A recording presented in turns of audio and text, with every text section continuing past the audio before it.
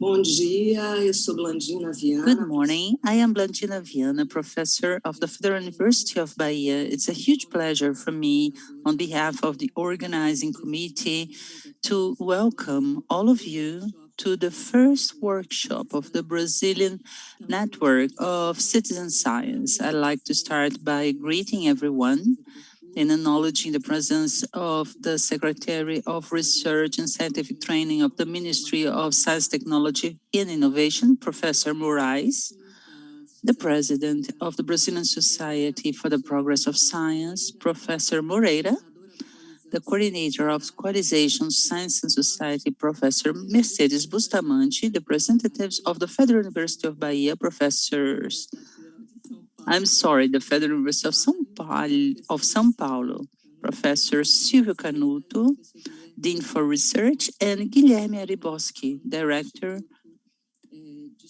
of the Institute of Advanced Studies, our hosts here. Also, we'd like to thank all the team from the rectorship, the Institute of Advanced Studies of São Paulo, for having us here, for supporting the organization of the events. Especially, we'd like to thank Rebecca Leite Camaroto, Claudia Fuller, Aziz Alem, Sandra Cetim, Sérgio Ricardo Villani Bernardo. We also thank Renata Laureano and Silvia Perez for the translation.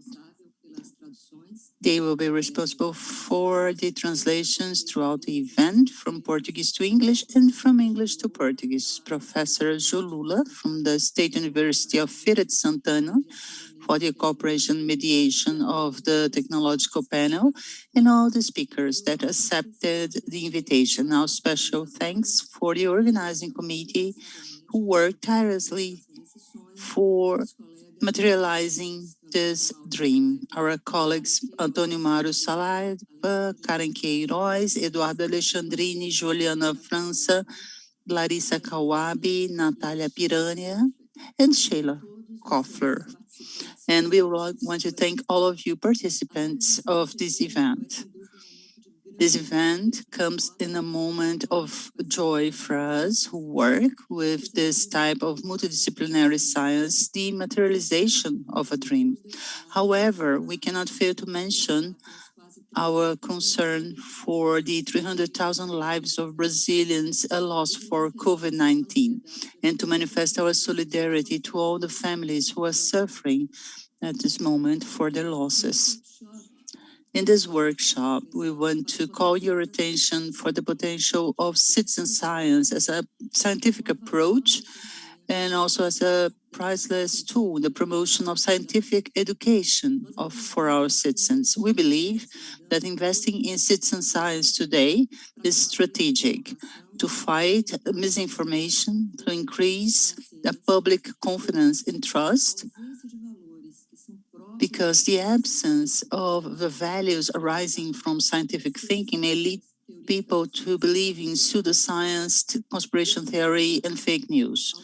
Citizen science, engaging citizens in the scientific process, put them in contact with the nature of science and also revealing how science can affect their lives, will contribute to awaken critical thinking and will qualify decision making. Throughout these 2 days, we intend, through the dialogue with Brazilian and foreign specialists, to discuss the limits and possibilities of citizen science in Brazil, establishing some bases to go deep, to work deeply with the Brazilian network of citizen science that is being launched today.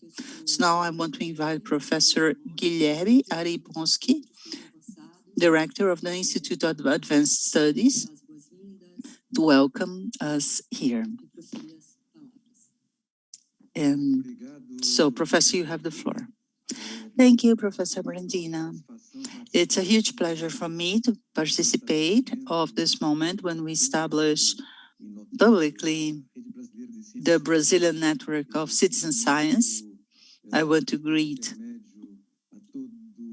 all the group coming from different parts of Brazil that organizes this initiative in this network, represented by Professor Silvio Canuto here. I like also to greet the authorities of my own university, also represented by Professor Marcelo Morales. I want to greet all the warriors of science, technology, and innovation at the level of the government. And to Professor Antonio Saraiva, again, I'd like to greet you for being able to mobilize, at least internally in this university, the hearts and minds of all who contributed to the event.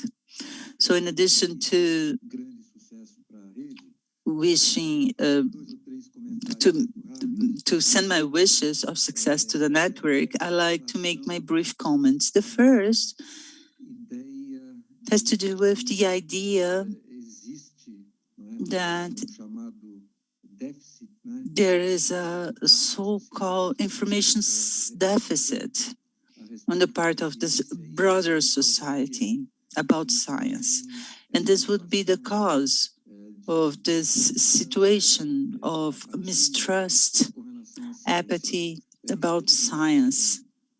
Studies show that this is not exactly the case. There's a famous study by the acronym ROSE, R-O-S-E, that compared the attitudes of students in Uganda and in Norway. The idea that in countries where you have more developed economy and there's more possibility to acquire knowledge, the attitudes would be more favorable to science. And the result was exactly the opposite. The anxiety for scientific knowledge in Uganda was significantly higher than in Norway. So there are other elements here showing that this theory or this model of the deficit, of the scientific deficit, has its own limitations. On the other hand, in this time that we're living, this moment of the COVID, of the pandemics, it has generated huge curiosity and interest for science. In the first months of the pandemic, 1 year ago,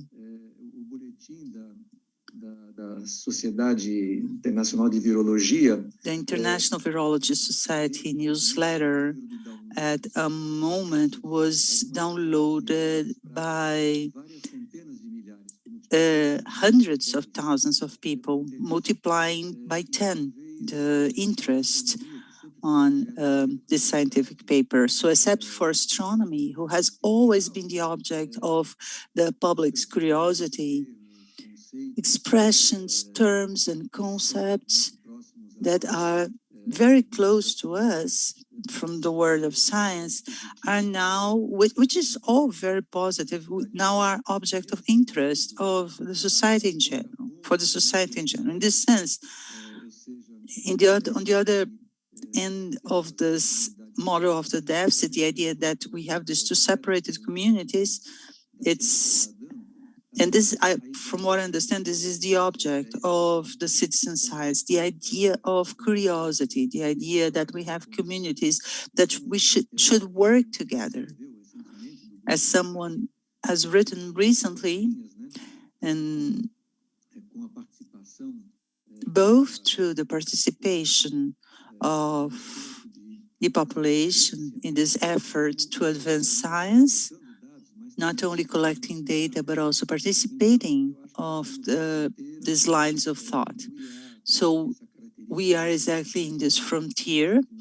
This Institute of Advanced Studies has exactly this nature of multidisciplinarity, so we feel very joyful to participate in this initiative. I take the opportunity to greet the research group who launched the call for papers, Citizen Science, and we were happy to know that one of our papers, Popular Democracy and Popular Arts and Science, was one of the contemplated projects involving the organization of a census around the campaign of University of São Paulo, together with university students that are residents of these peripheral communities. So I thank you for the opportunity for greeting everyone on behalf of the Institute. I wish you 2 days, very fruitful days for the benefit of society. And we have it's not a collision. It's not a collision of science and society, but rather it's a coalition. So thank you now, Professor Silvio Canuto, Dean for Research in the University of São Paulo. Good morning. Thank you, Professor Blandina. It's a great satisfaction to be able to be here and to get to know you, knowing that you are a partner in the struggle for proliferation of citizen science in Brazil. I want to take the opportunity to thank Professor Antonio Saraiva, Professor Natalia Villari from the Federal University of the ABC, Eduardo Alexandrino from the National Institute of Atlantic Forest, everyone engaged in the coordination of this event. So I want to greet also the other members of the panel, very renowned speakers in our community, and to start by the Secretary, Professor Marcela Morales. A satisfaction to have the Ministry of Science and Technology here with us. I want also to greet our colleague, Professor Mercedes Bustamante, working as a professor in the University of Brasilia, but also in the Coalition Science and Science and Society. Professor Moreira, it's a happiness to have such important society in this event. And my colleague and neighbor, Professor Alir Bronzo, is director of the Institute of Advanced Studies in the University of São Paulo. Also, an institute that organizes different projects in this sense. So we are very much concerned with the general context of this event, which is open science. And among these areas, we have our project of citizen science. So I want to take the opportunity and thank Professor Devra Shali that's supporting us. She is our assistant for the Pro-Rectorship of Science, and the General Assistant Rebecca Camarotti, always involved in making all of these events very successful.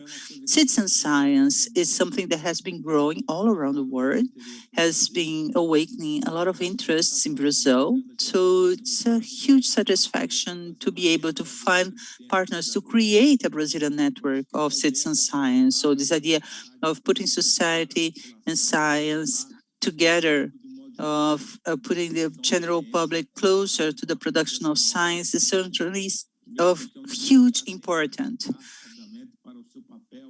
Because the university has to assume their relevant role in society, solving the problems of society, and reciprocally is very important for scientific education, especially in this moment.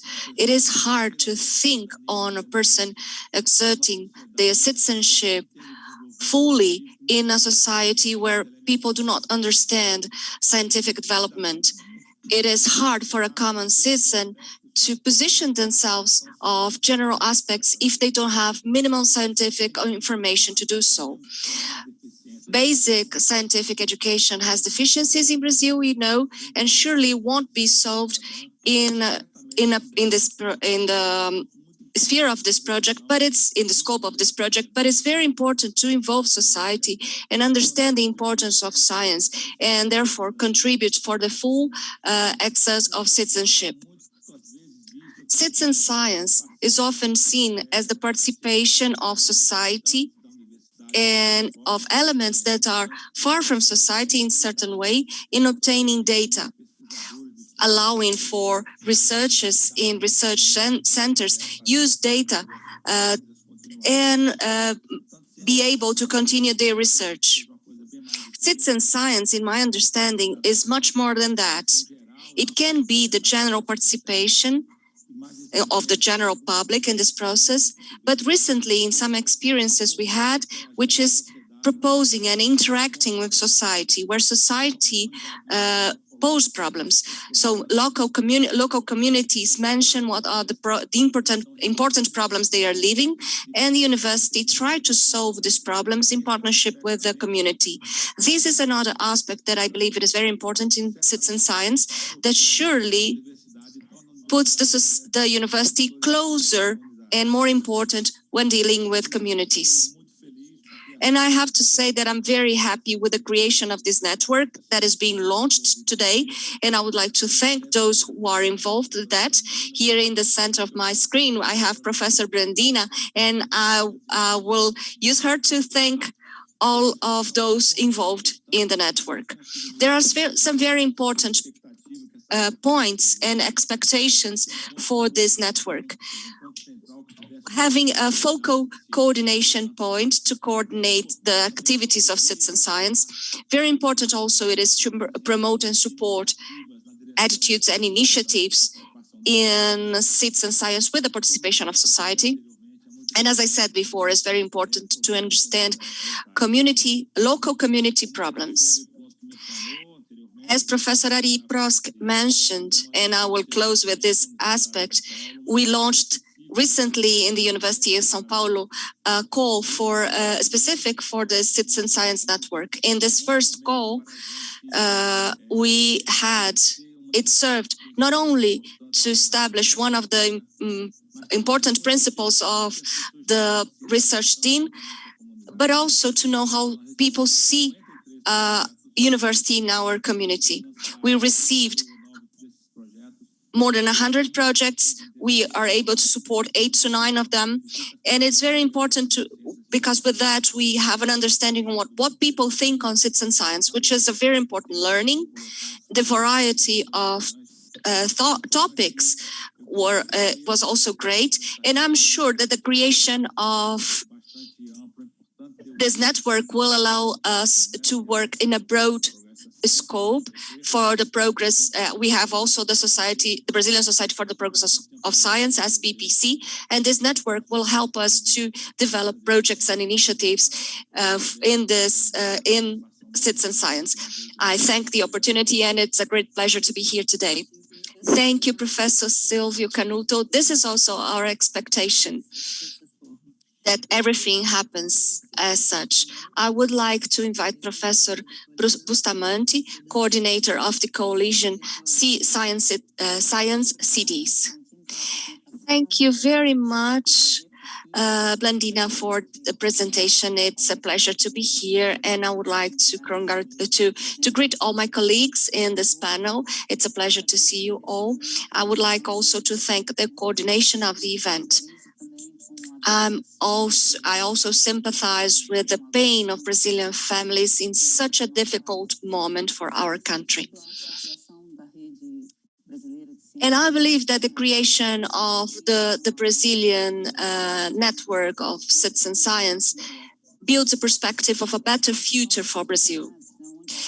Building societies where the practice of knowledge disclosure is not enclosed to universities, but open to the society, benefiting the society, the research, and those taking part of the network. Professor Canuto was very happy in the association of citizen science and citizenship, because it is truly a network to build citizenship. And I'm very happy to see that the group has a vast experience in network formation. So I know that you will be able to bring all the effort accumulated throughout years, building networks, building open science as well, as the work of Professor Saraiva for the Brazilian network of citizen science. the process for science investigation was not as important as now. It is important to supply the basis for the debate, to discuss the destiny of humankind with climate change, with pandemics, with democratic values being challenged. So the society can understand in a broader sense how science works, which is also very powerful in the discussion of fake news that are so harmful to face our global challenges. Citizen science in a way of simultaneous learning on how to do knowledge on behalf of the benefit for those who are taking part as citizens and as scientists. Citizen science is a bridge to fill these gaps and use the power of all these people gathered with a common objective.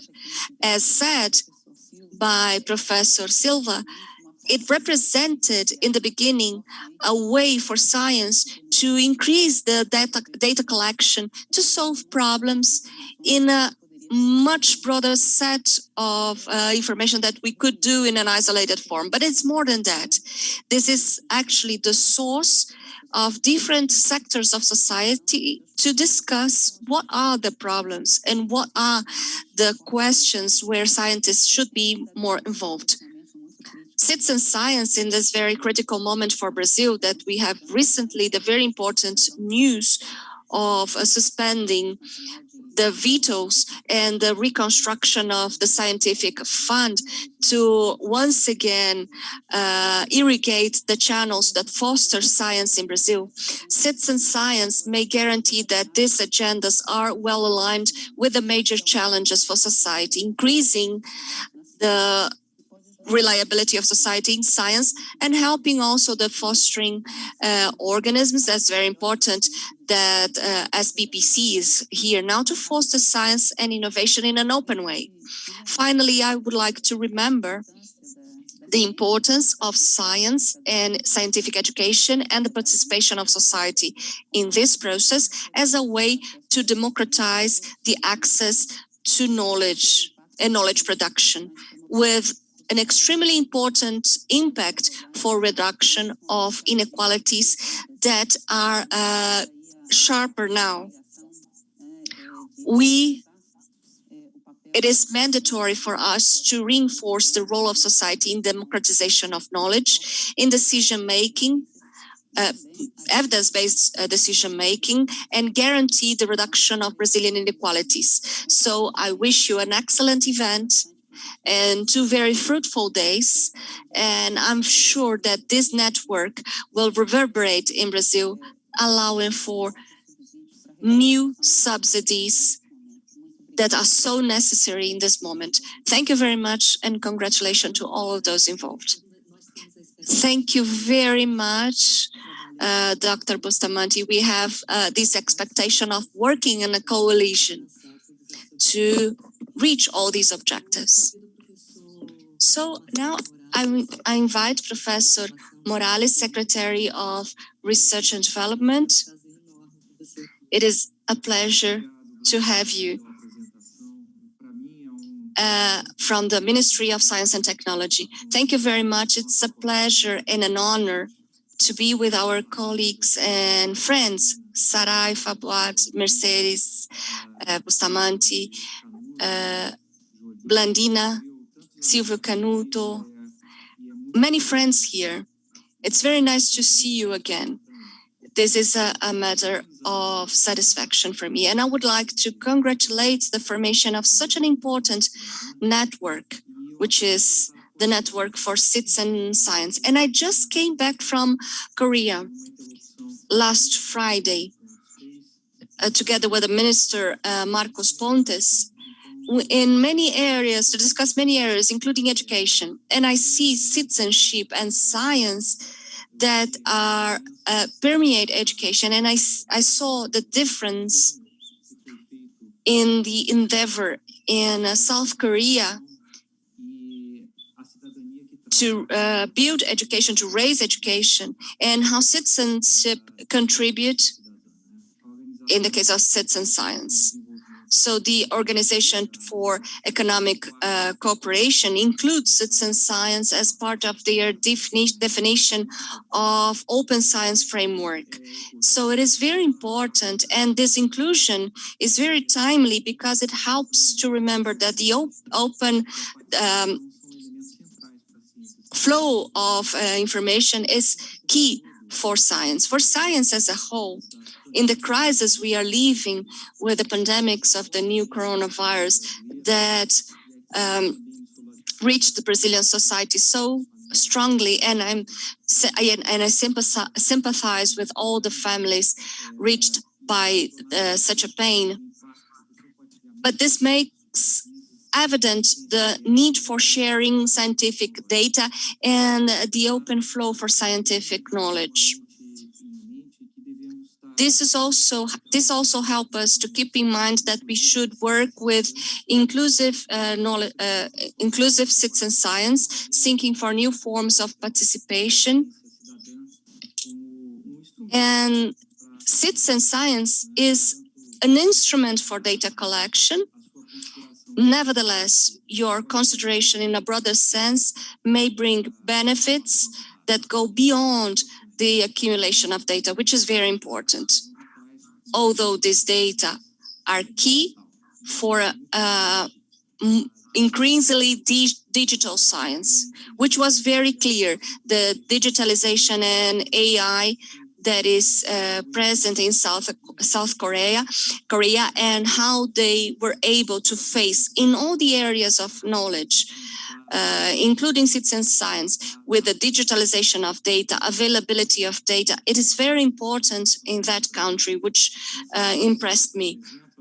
In ocean sciences, for instance, we have examples of students projecting floating sensors that are released in ocean, collecting information about currents, or helping model global thermometers. And science for citizens in different stages of scientific process is an important strategy that can put closer together scientists and citizens. And we see that this is important for the scientists and population as a whole. Raising awareness about the science importance was never so big. And we saw that also when we addressed the parliament to require more resources through the Ministry of Science and Technology. The approval of PL 135, and also putting down the vetoes that were expressive, both in the Senate and in the Congress of and the Congress. This brings to light that the involvement of citizens in science activities contributing for research is an extremely important action. And the Brazilian network of citizen science emerges in a crucial moment here in the Ministry of Science, Technology and Innovation. This topic is of utmost relevance. The network will have the full support of this secretary, which is the Secretary of Research and Human Resources Formation. Something very important in the coordination of MCTI is the platform of Brazilian universities integrating and putting available data and information about biodiversity, coordinated by MCTI and by the RNP, the Brazilian Network of Research and Investigation and Education, with more than 40 publications, with more than 16 million information about millions of species in the ALA platform being used to increase transparency of the fostering institutions, making public the results of research carried out with governmental resources, which has a lot to do with citizen science. Because an important source of data for research in the secretary here of MCTI sees this as a strategy to strengthen the efficiency with citizen awareness. In 2017, we had a workshop in Brasilia coordinated by MCTI with the participation of several citizen science projects. And the result was the creation of a hub of citizen science and MCTI. And this webpage was launched with the project. And currently, we have 29 projects registered and more than 60 web pages related to Science Citizen and to this platform. Each project has an inclusive web page, including address of the website and other relevant information to register a project. The principal investigator will fill in a form, and CBPR will contribute to strengthen the Brazilian network of citizen science, making available a structure for data and promoting projects and initiatives, including the support in structuring data and creating interfaces to present the projects. The next step is investing in a project for capture of data through application for mobiles and developing an interface to disclose projects carried out by this app. And the CBPR puts available more than 25 million projects in citizen science. Citizen science is an initiative of extreme importance for the research and investigation of biodiversity, and I put all the attention of this secretary for the conservation and sustainable development and to generate thousands of data, optimizing scientific production, which is key for all of us. And I would like to close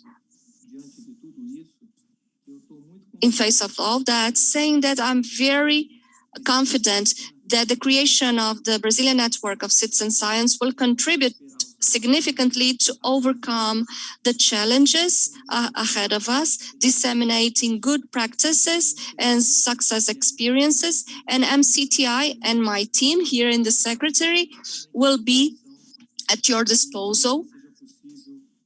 So it is possible to contribute with all the efforts for this network so that the Citizen Science Network becomes a reality for the country. Congratulations to you all on behalf of the MCTI and all the resources for technology and for your work. Teamwork is extremely important, and I saw that the network, when we created our Vivos network in February 2020 to face the pandemics. Without teamwork, without a network that started February last year, the guidelines of the MCTI to face the pandemics so successful with the sequencing and diagnostic tests and clinical assays and several other actions in the sub-networks of the MCTI wouldn't be so successful. Congratulations for your teamwork and count on us here in the MCTI. Thank you, Professor. It's very important for us to know that citizen science is also considered a central topic in the ministry. The network adopts a broader concept of citizen science, and as Professor Silvio Science, the contributions of citizen science go beyond collection of data. We consider that citizen science plays an important role in the production of scientific knowledge and also can be used as an opportunity to democratize the access to scientific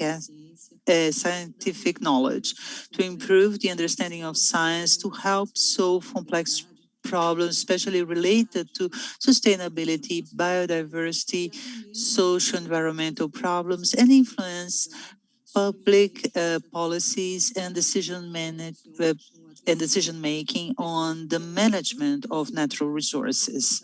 So I'd like to thank once again the presence of all of you in this opening panel. And we would like to invite you now to watch a movie, a video, in fact, a short video.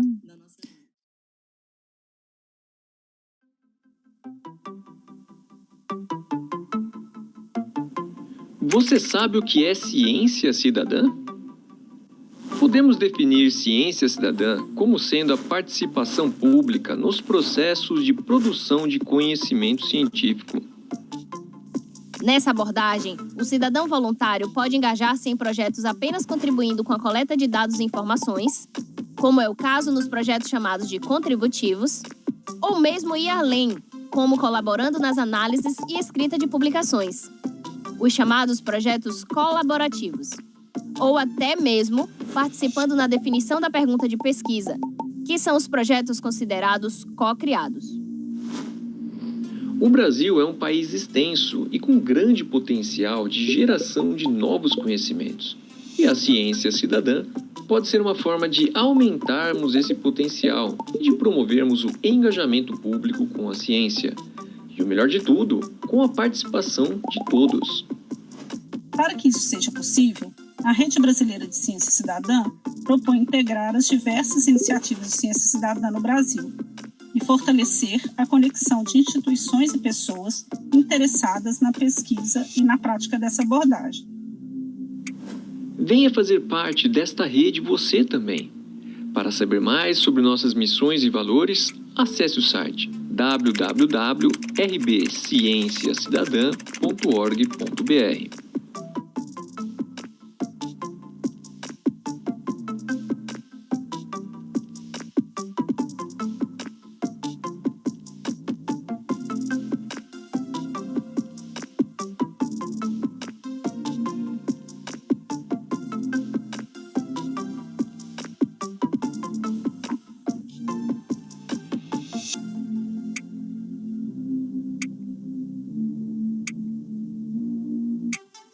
Bem, aqui nós encerramos a nossa mesa de abertura. So here we are closing now this opening panel, and I want to invite,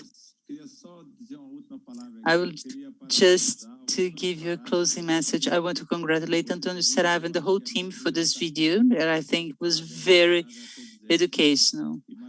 And congratulations, Saraiva, and all of you. Thank you for the participation. Thank you, Professor. Thank you, everyone. And here we close the panel, and I pass the floor to Natalia. And Arlott is our colleague from the Federal University of the ABC. She's going to introduce our network now. So I thank you all if you can remain with us for the next panels. Thank you very much. Thank you. Hello, everyone. Good morning. I want to greet all of you who are present here in this event. It's an honor to be here to launch the Brazilian Network of Citizen Science. I'm Natalia Aguilar de Lopes. I am professor in the Federal University of the ABC and a founding member of the Brazilian Network of Citizen Science. This presentation was written by different people, so I want to thank the other members of the network who has supported me in the creation of this presentation: Karen, Eduardo, Juliana, Larissa, Sheila, Blandina, and Saraiva.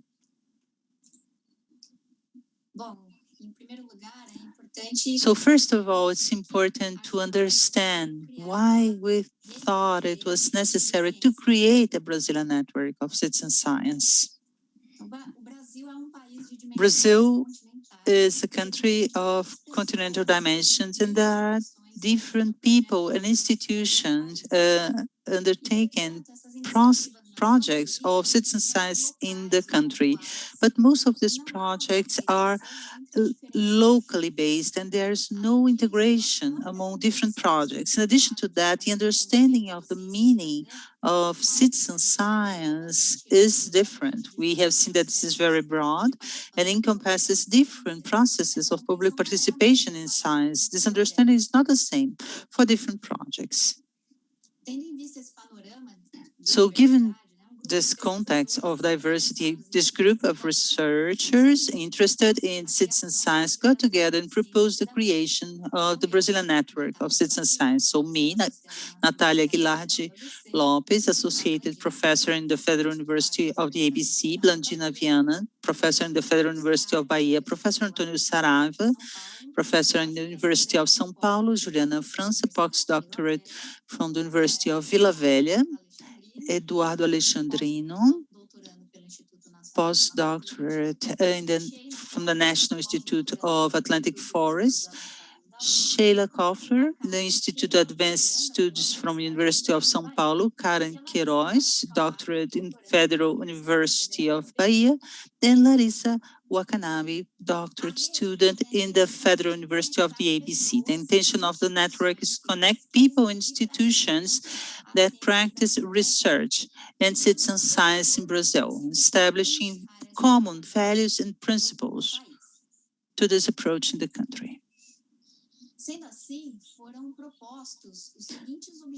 So the following objectives were proposed for this Brazilian network: to continuously map out and produce a database of the actions of citizen science in Brazil, to offer spaces for dialogue between researchers and the practitioners of citizen science, to offer solutions to promote higher engagement of non-academic volunteers and scientists in projects of citizen science, to cooperate in the creation of public policies and the creation of support funds for citizen science projects, to promote meetings and workshops, to support and offer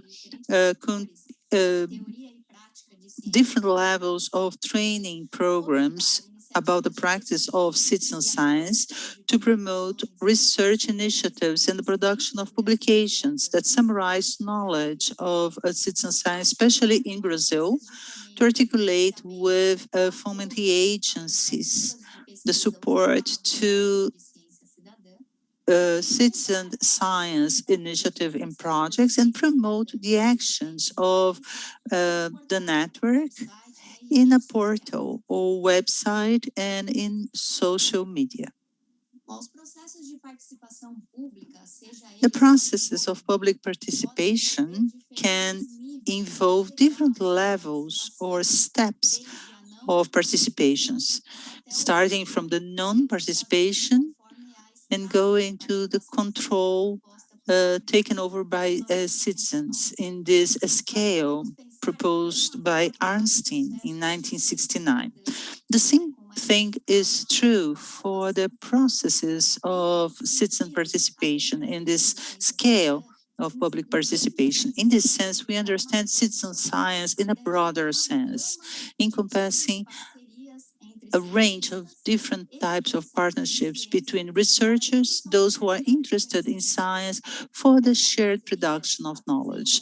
These partnerships, they have a potential of promoting the public engagement in different steps of the scientific process, and depending on the type of process, this participation of citizens can happen in some or in several or in all of the steps of the process. Also, scientific education and technological education, and finally, the creation and implementation of public policies on topic of social and environmental relevance. In this sense, the network considers a broader spectrum of public participation in science that goes from the concept of democratic science and scientific citizenship proposed by Irving in 1995 until the public participation with the contribution with data for scientific importance according to the definition of Bonney. Some values are important for our Brazilian network. We consider it is essential to have the public engagement with science, and we believe that the access to the way in which scientific knowledge is generated is a right of every citizen. The network also believes that it's our responsibility to democratize the access to all citizens to scientific knowledge, fighting against any form of social, cultural, ethnical, political, religious, sexual, gender, age discrimination. The network is friendly to the LGBTQIA+ community. And we also establish 10 principles for the network inspired by the principles proposed by the European Association of Citizen Science. These principles are, first, the projects of citizen science involve actively citizens in scientific activities, generating new knowledge and understanding. The citizens can act as contributors, collaborators, and also project leaders, and can take over essential roles in the implementation of these projects. The second principle, these projects produce genuine scientific results, for example, answering to an investigation question or putting into practice conservation actions, decision-making, or environmental policies. The first principle says that both professional scientists and citizen scientists are benefited by their participation in the projects of citizen science. The benefits can include the publication of the results of the investigation, opportunities of learning, personal fulfillment, personal benefits, satisfaction to the contribution, and scientific evidence, for example, trying to find answers for questions of national, local, national, international questions, and influence policies in this area. The fourth principle says that citizens do processo científico.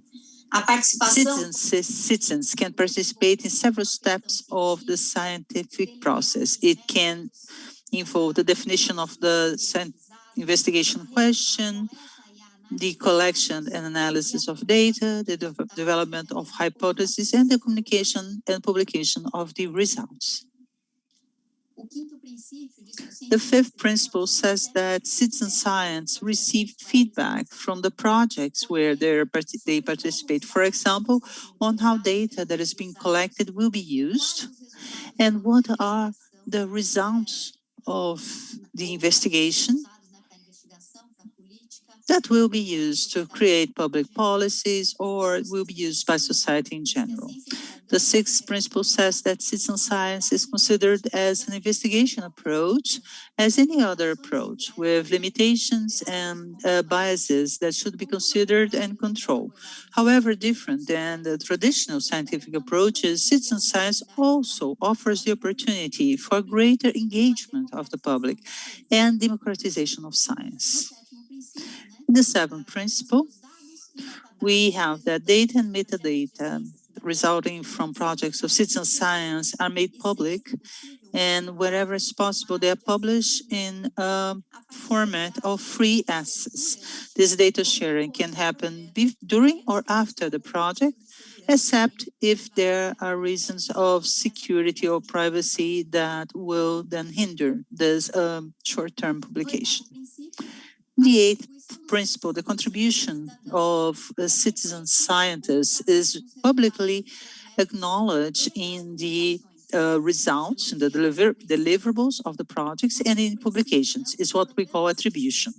The ninth principle, the programs of citizen science are evaluated according to their scientific results, quality of data, experience for participants, and broadness of social and political impacts. And finally, the 10th principle says that the people responsible for projects of citizen science take into consideration legal and ethical questions related to copyright, intellectual property, agreements on data sharing, confidentiality, attribution, environmental and social impact of any of these activities. So, keeping in mind these values and principles, in September 2020, the founding members prepared an online questionnaire to diagnose the opportunities for the creation of the Brazilian network of citizen science. We distributed this questionnaire for people that work with citizen science in Brazil, and it was open between September and November of 2020 with 46 questions.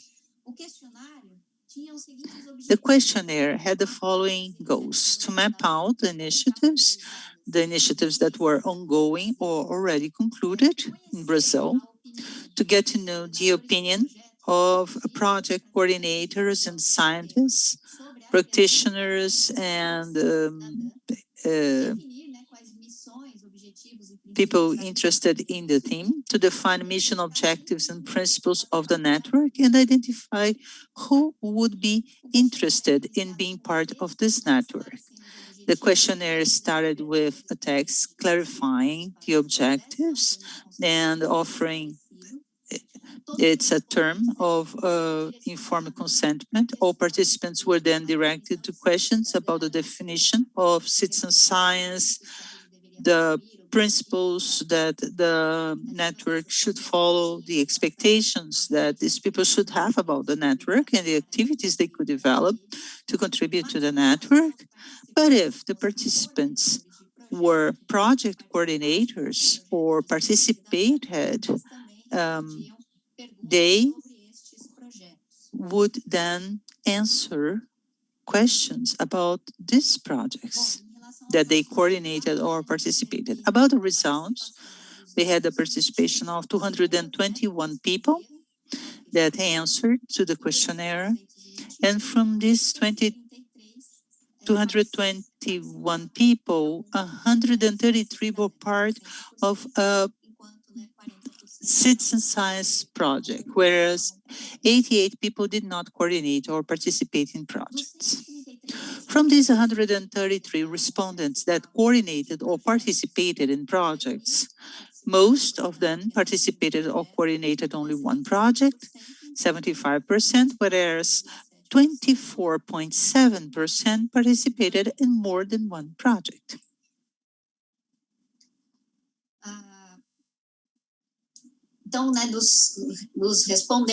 So from these 133 respondents, 104 coordinated projects and 29 or 21% just participated. These projects, from these 104 project coordinators, we asked them, where were these projects located in Brazil? So they could be implemented in more than one region, but most of these projects were located in the southeast region of Brazil. 79 of the 104 projects were implemented in the southeast Brazil, followed by the northeast, south, center, west, and north. When asked about financing, more than 50% mentioned that they achieve financing through bids or calls for projects in research. Most of them said that their funding comes from scholarships for research. More than 50% have no type of funding. Almost 20% they use their personal funds for the projects, and also technical cooperations and donations were mentioned as way to obtain funding. As for the concept of citizen science, the broad concept established by the network, of the 221, 98% highly agree with the concept, and 0.4% are neutral in terms of the concept, and 1.3% disagree with the concept. Indicando, né, que de fato existem várias Proving that there are different concepts, and it's very important that the network makes clear what is the concept used by the network so people can decide to be part of the network or not based on the definition. As for the interest of taking part in the network, most of the respondents show interest in taking part. 191 said yes, 26 said maybe. As for and when they understood, the 3 of them said they have no interest of taking part. As for the objectives of the network that I mentioned previously, all of them were listed in the form. And 86% said the objectives were important for the network. They agree that they are important, as increasing the practice of citizen science, the approach of collaborative and participative research in Brazil, offering spaces for dialogue between scientists and citizens, solutions to promote more engagement of all non-academic volunteers and scientists in citizen science projects, collaborate in public policies, and for support meetings and workshops, support and offer workshops and meetings, promote and give visibility to the initiatives of citizen science in the country, and mapping, continued mapping of citizen science actions in Brazil.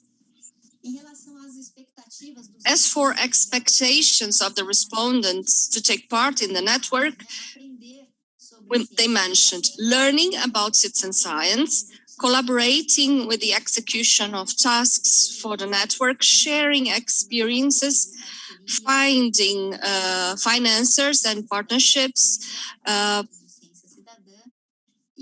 plan citizen science projects, and others like forming environmentally responsible citizens, strengthen science citizenship in Brazil, and institutionalize science in Brazil. These were the expectations as for the network. When we asked about the activities the respondents would like to contribute, they mentioned production of promoting materials, organizing events, and capacity building courses or education courses, maintaining and managing databases in Brazil, managing social media, creating contents, articulating partnerships, resource catchment, which made us very happy because we see that there's a lot of people interested in really involving in the network, which is a process of co-creation and participation as we would like to have. Finally, about the 10 principles that should be the north for the network, more than 94% of the respondents agree with all the principles ranked. Some participants indicate that they partially disagree, and some gave suggestions for the principles that in a second moment we will consider all the suggestions and adapt some of the suggestions, taking into consideration these suggestions. But the way the principles were described in the questionnaire generated a high level of agreement. So the objective of the first workshop in the Brazilian network of citizen science is generating a process for co-creation in the network. The participation of all is very important.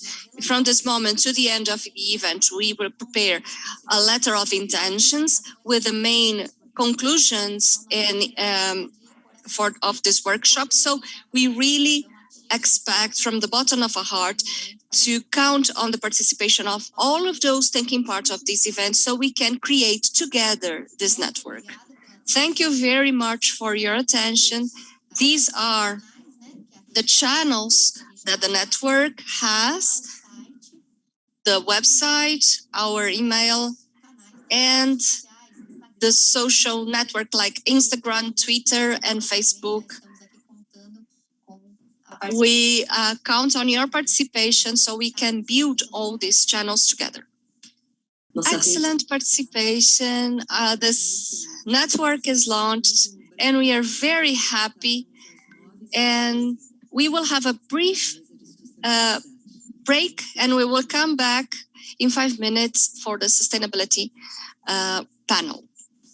Vamos seguir então dando. Let's continue with our first workshop of the Brazilian Network of Citizen Science with this first roundtable, Financial Sustainability of Citizen Science Projects in Brazil. Just to confirm that everything is fine in YouTube transmission, if anyone can confirm. Então, nessa nossa mesa, nós temos... So, for this roundtable, we have the pleasure of having Adriana Gonçalves from SEBRAE, Professor Carlos Joly from Unicamp, University of Campinas, and the São Paulo Funding Agency, Natasha Felizi from Serrapilheira Institute, Karina Tolentino from Fundação Grupo Boticário. And as our reporter, we have Juliana França from the network. So I will now make a brief introduction of our presenters before. So Adriana Gonçalves is from the Brazilian Institute of Support to Small and Mid-sized Companies, PMEs, in Brazil. She has a degree in administration with specialization in entrepreneurship. She was a university professor, coordinator of the magazine SEBRAE CNPq, and she's coordinator of Catalisa Digital. If I made any wrong comment, please correct me. Natasha Felizi, she has a master's degree in Russian and Portuguese literature from the University of São Paulo and the University of Rio de Janeiro. And in the Serrapilheira Institute, she is the director responsible for scientific promotion. Karina Tolentino de Souza da Silva is a biologist with master in zoology and expertise in nature conservation. She is in the Fundação Boticário for 10 years, expert in conservation of biodiversity. In the last few years, she is a member of the board, which is a major challenge of innovating the bid to support projects, consolidated initiative for 30 years. And therefore, they created the idea of the web of solutions. And I believe she will explain what is that. Professor Carlos Alfredo Joly, I believe you all know him. He is a tenured professor of vegetal ecology in the Department of Botanics in the University of Campinas. He's a tenured member of the Brazilian Academy of Sciences. And he's also the director of Biota Neutropica magazine. He has many awards, among them the Henry Ford Award, and more recently, he works in the Intergovernmental Platform of Biodiversity and Ecosystems and in the Task Force for Capacity Building. He's also a chair in the Brazilian initiative of the Brazilian Platform of Biodiversity and Ecosystem Sustainability, and director of APESP. And among other initiatives, it's the summary of his vast curriculum.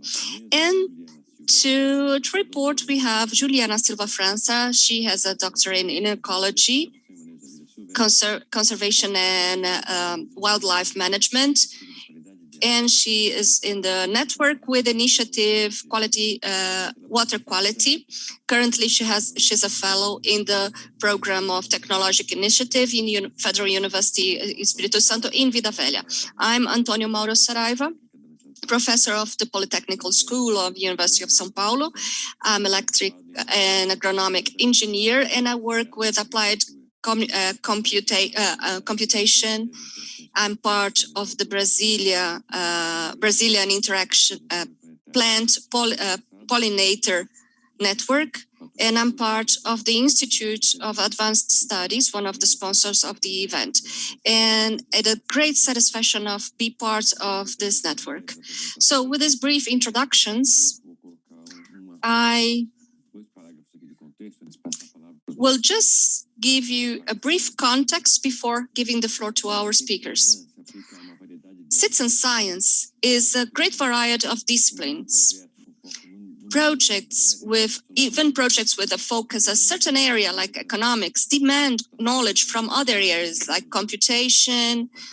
We always use computers as a platform and access to information, computation platforms to access data, and also humanities like human behavior and communication, just to mention some, in addition to the main. The initiatives in citizen science has a nature that differs in a series of projects understood as an activity with a beginning, middle, and end, because sometimes it initiates as a project, but has an object of a mid-long run initiative without a determined end, which is very important in some situations to allow for these initiatives to have a long-term duration, which are key to identify long-term trends. Much of the knowledge we have currently are due to decades or centuries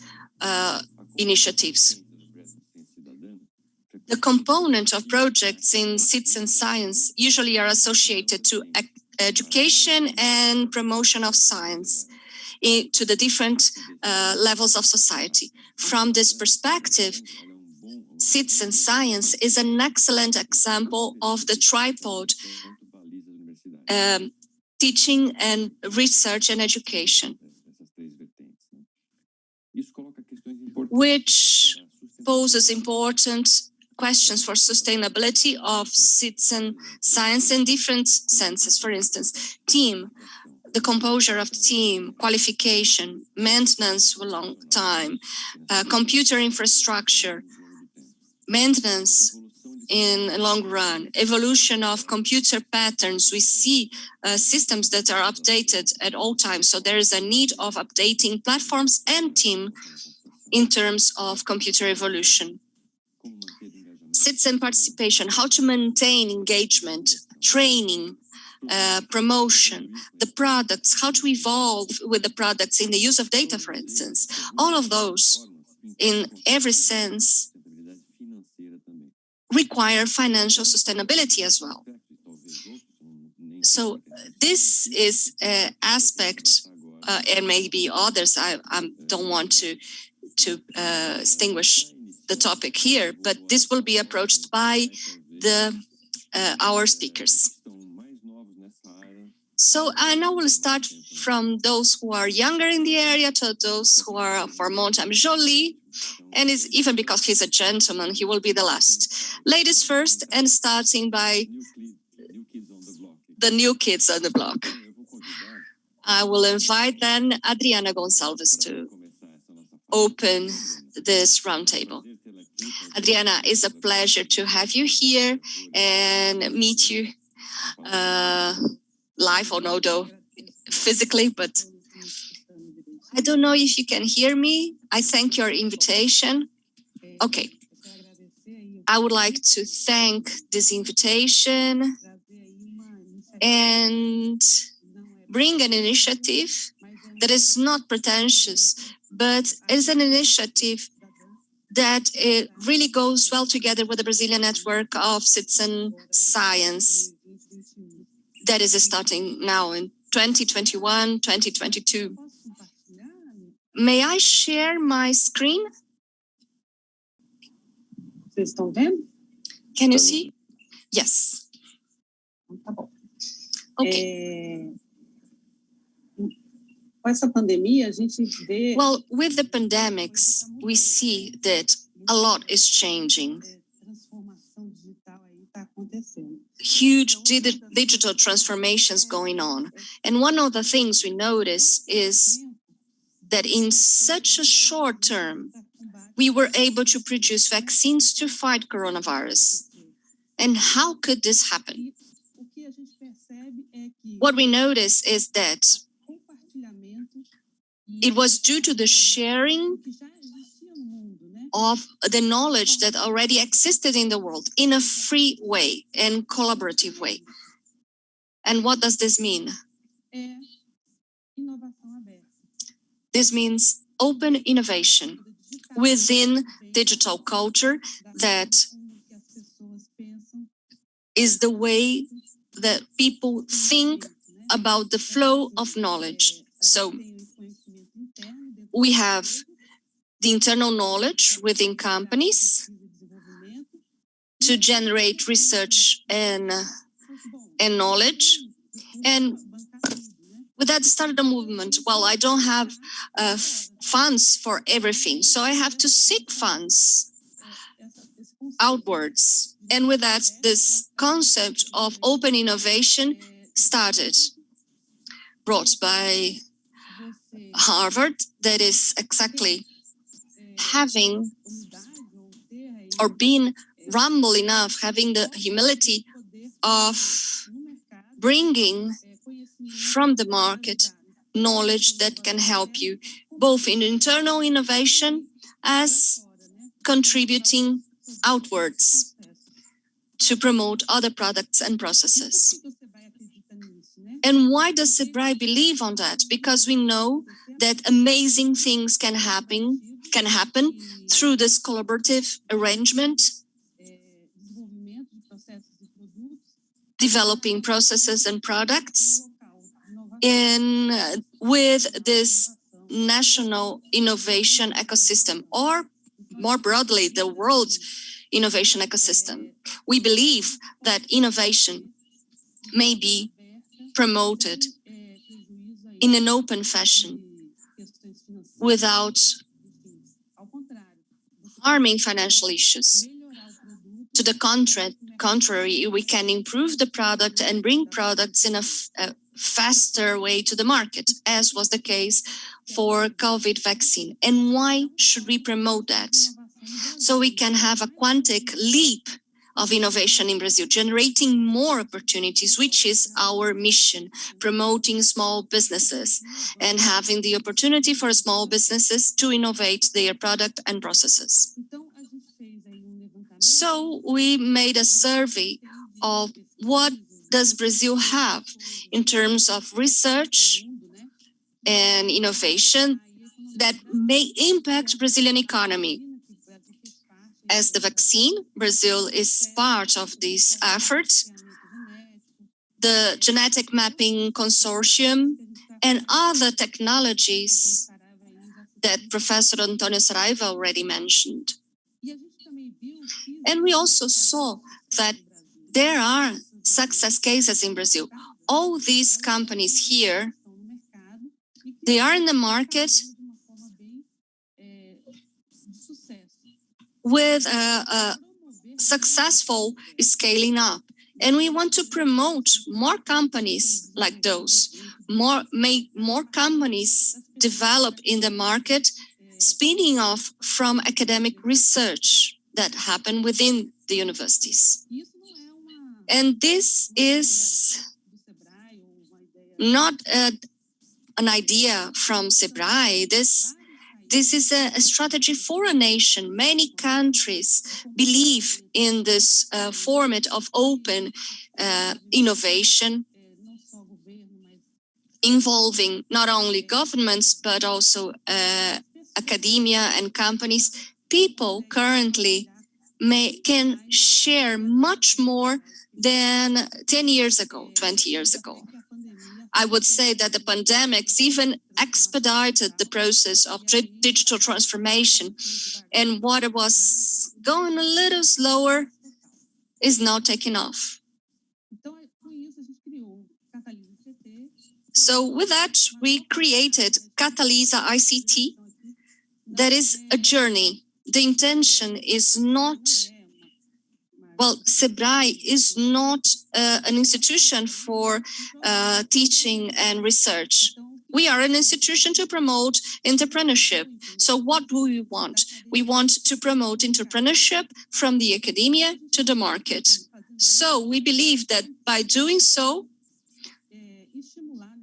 we are going to encourage innovative businesses based on technology to generate wealth for Brazil and well-being for society. What are our expectations? That we have a new business entities, new technology-based companies that may bring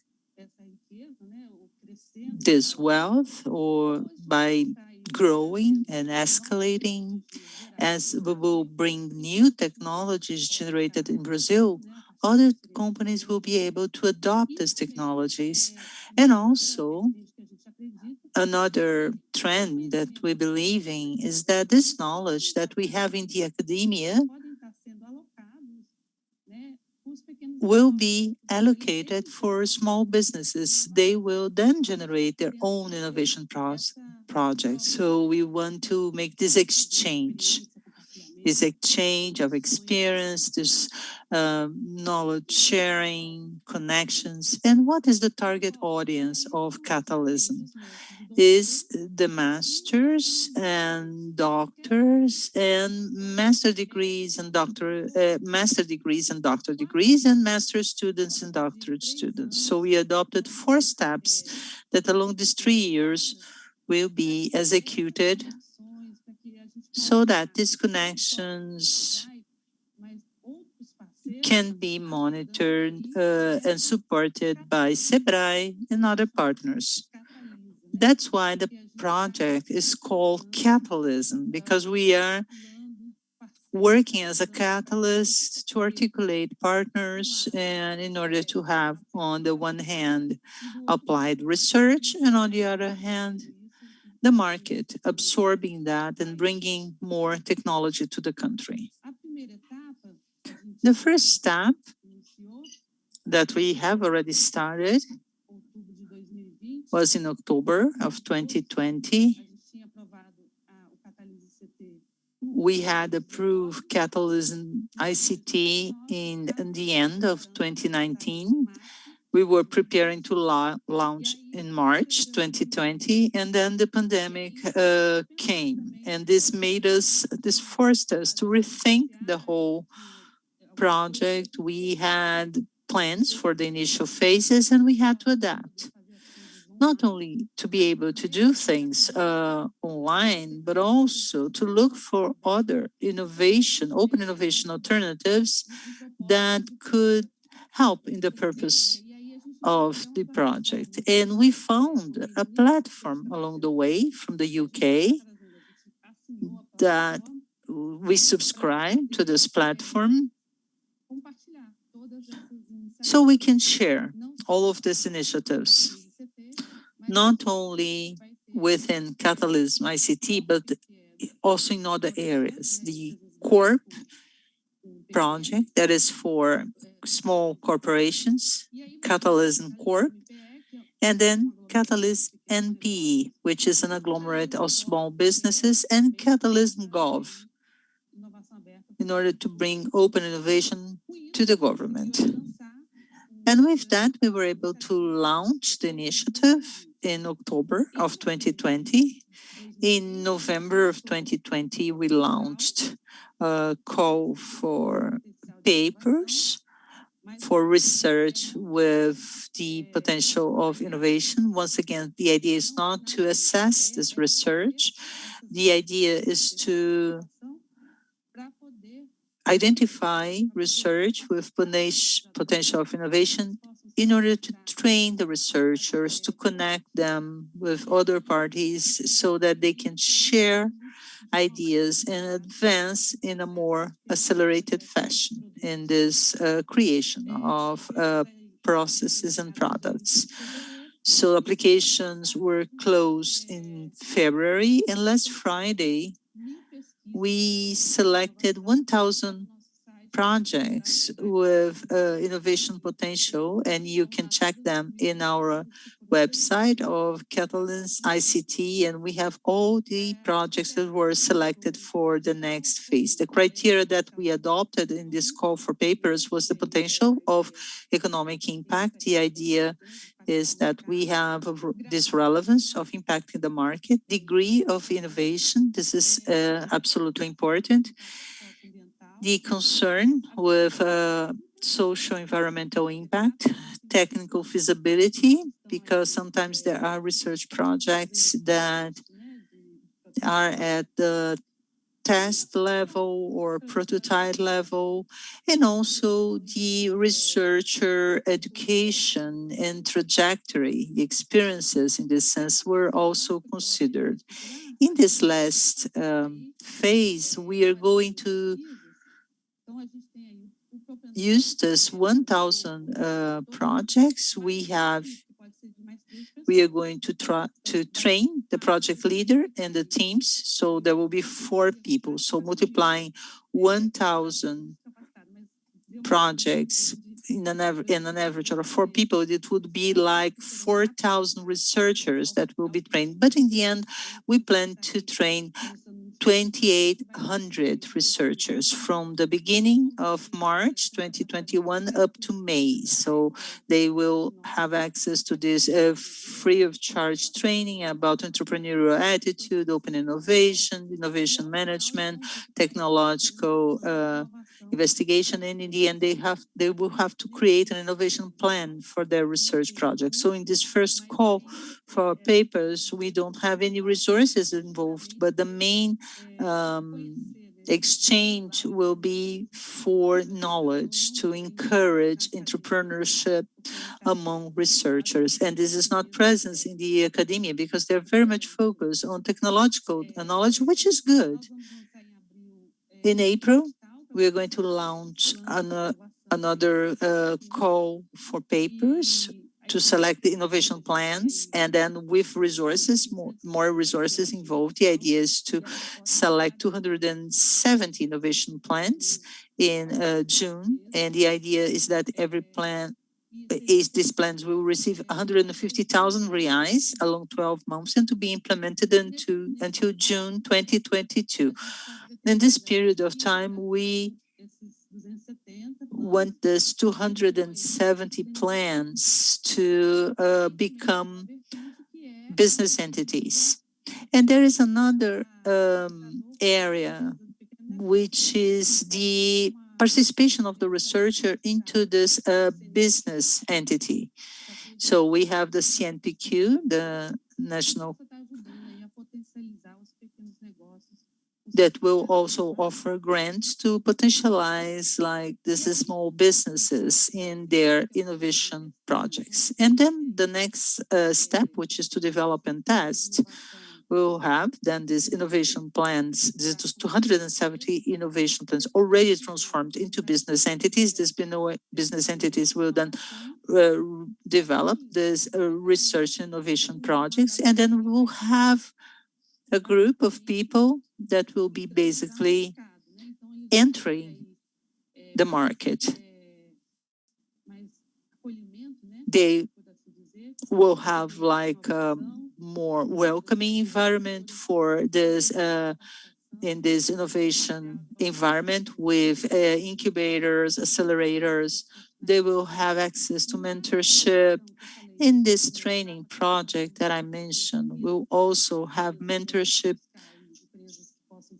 and try to find companies that can bring this to us, management of intellectual property assets, business rounds with market professionals. So we will bring expertise to these future companies so that they can generate innovation and research projects, and so that we can bring to our partners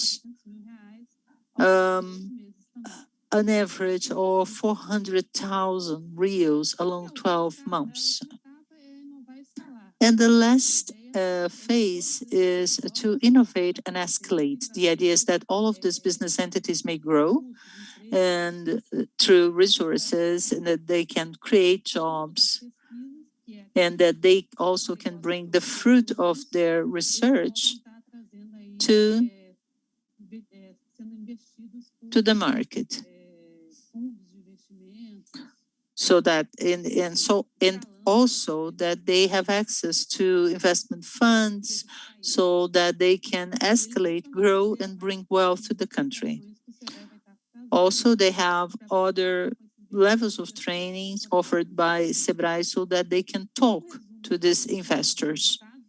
So a summary of the deliverables of our project. The first has already been materialized, this call for papers and this 1,000 papers, and then we have the selection of these 270 innovation plans transformed into R&D, RD&I, and then the idea is to have 135 spin-offs or technology transfer to the market. So we're going to support this new business people to bring innovation to our market. SEBRAE has no intention to require any intellectual property. The idea, as I said in the beginning, is to have open innovation, to share, to co-create, and to help bring the researchers to offer opportunities to these researchers. They will have opportunities, and they will have also access to international opportunities. So the idea is to share, to co-create. And then we can see from our applications that many people believed in our proposal. We have 1,560 applications from 27 states. All the regions were represented in our sample. Several universities and people that graduated in Brazil and abroad that are in Brazil that believe in this initiative applied. So it was very gratifying to see this process of trying to make this research into wealth for the country. Sometimes we don't know the amount of good things that we have in our country within our own universities and our knowledge. If you want to know more, I invite you tomorrow, March 25 at 10 a.m. to participate in the opening class of Catalyst ICT, and you can know more about these research projects. In the website, we have the list of all the papers and the researchers that were selected, and they will start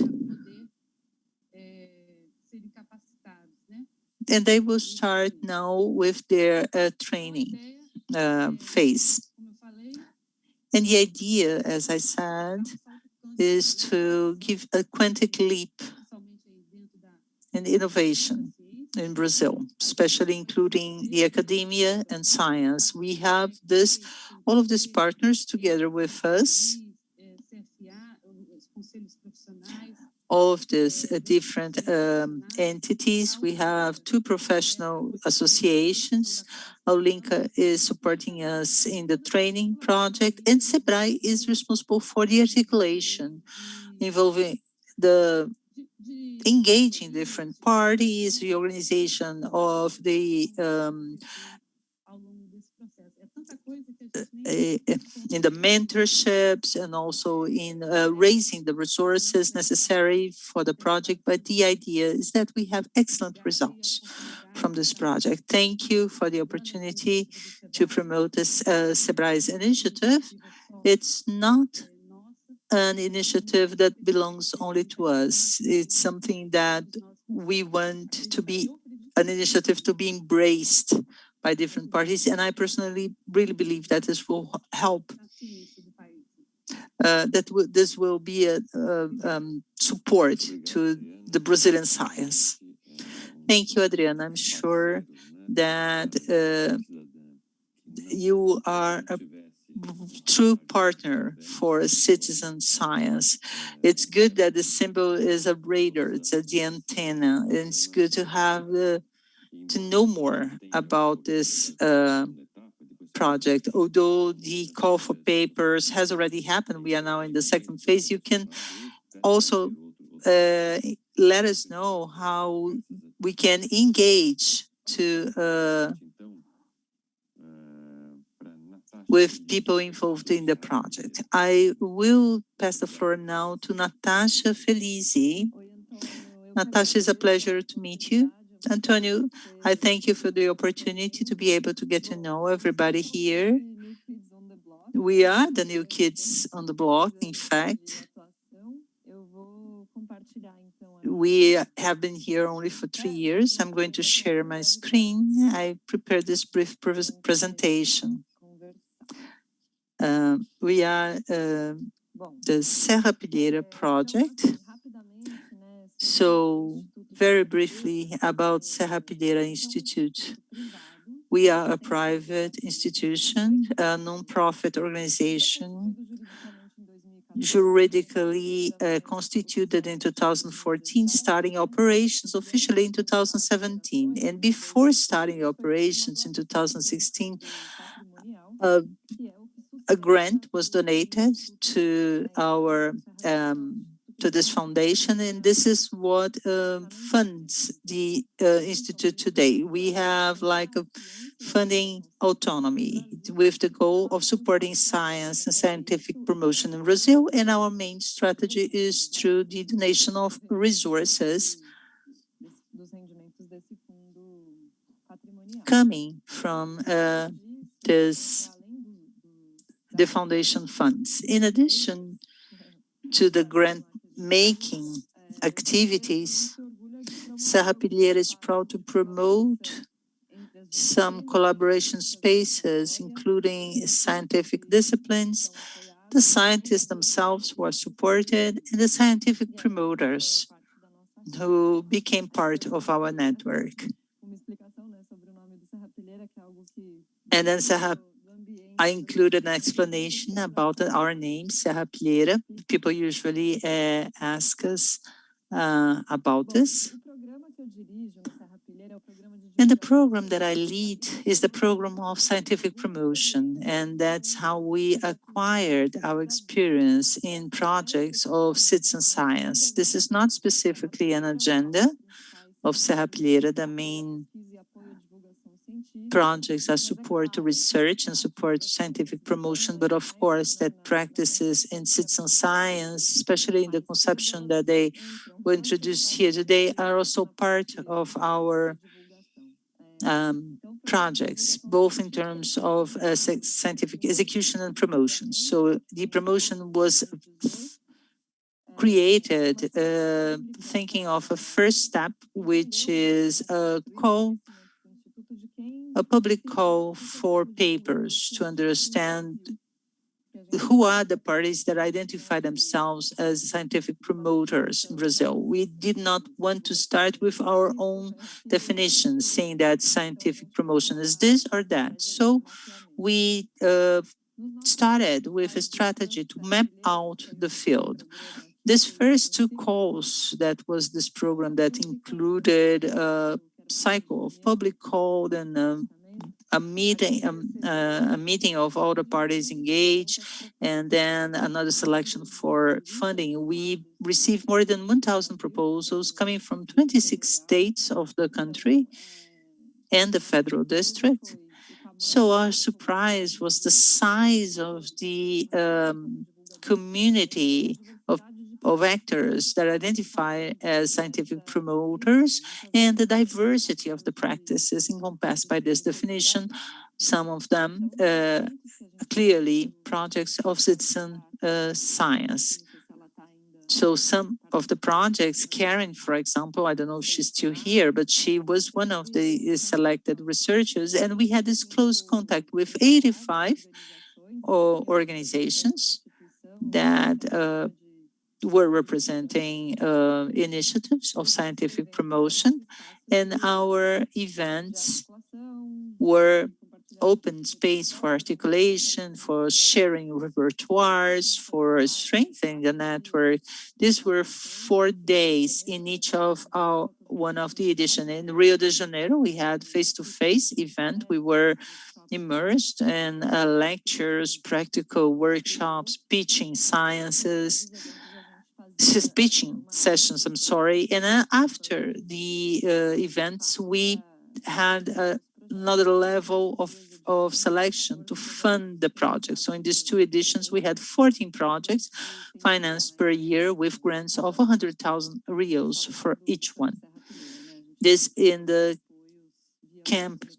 This was all in the camp Serra Pilheira Campi. We had also other projects funded by us at other levels, at other inside other projects.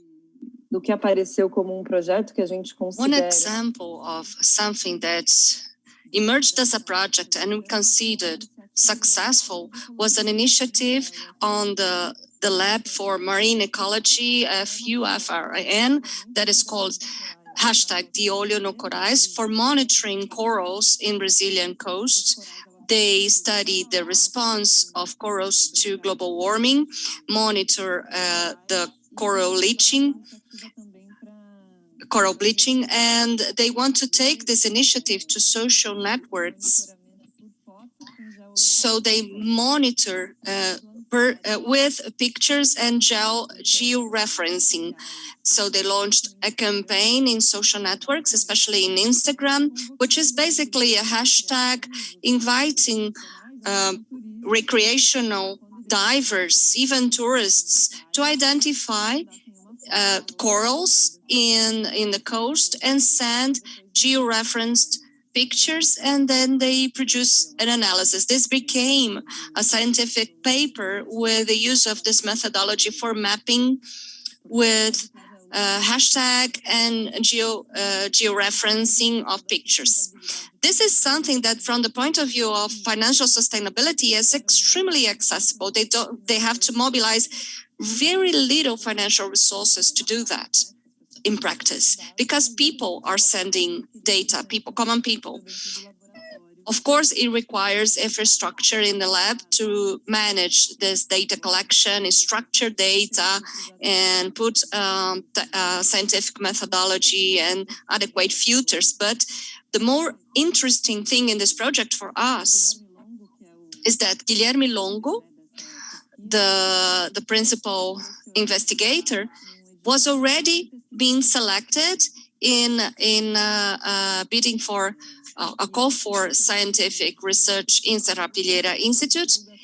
And also he applied for another bid for scientific promotion, because there was a problem in the application of resources for these projects of citizen science that sometimes is considered as scientific promotion or extension. This was in a certain limbo. And depending on the type of resources that the researcher has access to, it is impossible to finance certain activities, even if they are essential for the science. And with these 2 resources and also the public funding that they have access in the lab, they could implement this project that now count with very active networks, and they are sophisticating the model using artificial intelligence to have an automatic classification of the images that are surveyed. They also worked with engaging of recreational divers in environmental protected areas, which would be the classic model of citizen science that seemed to be very certain, very clear, and it is also pose challenges in terms of institutional engagement and also access to resources, because not only do we have resources to pay everyone in the chain, and not always is this easy to mobilize citizens. But this is a project we like a lot because it fits in every place in Serrapilheira. It complies with all the values that we support, and rigorously, it is all science and science promotion and science disclosure and values that prioritize citizenship. So we like very much this project. I can share the links of the networks and contacts for biodiversity conservation later on. And I brought other examples. Recursos flexíveis, que é dos princípios. To talk about flexible resources, which is one of the principles of Serrapilheira Institute. Our financial donations, they have this intrinsic value of being resources that the researcher can deliver the way they want. Of course, there is a planning, but there's no problem on changing items or changing the strategy in the middle of the way. Another project that we consider very close to the values of citizen science is the no budget science that we have every year in the edition of the Hack Week. This happens in the Department of Biomedicine on the Federal University of Rio de Janeiro, coordinated by Dr. Olavo Amaral Lab, that is responsible for the project of reproducibility of Brazilian science. This project is something that also involves citizen engagement, mobilization of volunteer labs that can replicate experiments. Reproducibility is a project that requires more structure, but the no budget science is very interesting because the idea is that it's almost no budget, although it has some support from Serrapilheira, and their principle is using the data that are already available to understand and improve biomedical sciences in Brazil. So each year they have a hackathon strategy, they prioritize some systems, and they survey databases, public database to answer some questions. It is within the biomedicine, but it's science in general. And they used some data from the call from Serrapilheira to understand if there was any gender or race bias in the institute selection, and they made an analysis of our data to try to understand the deviations that happened or not. And also they use other types of data to answer other types of questions. And this is not science made by many hands. It is extremely collaborative, extremely multidisciplinary, requires different levels of background and knowledge. And there is a commitment, a citizen commitment, that is everybody get together in a structured way to answer some science questions, and this is made through the collective mobilization and public data collection. This is also part of the support that we have in the initiative of reproducibility of science.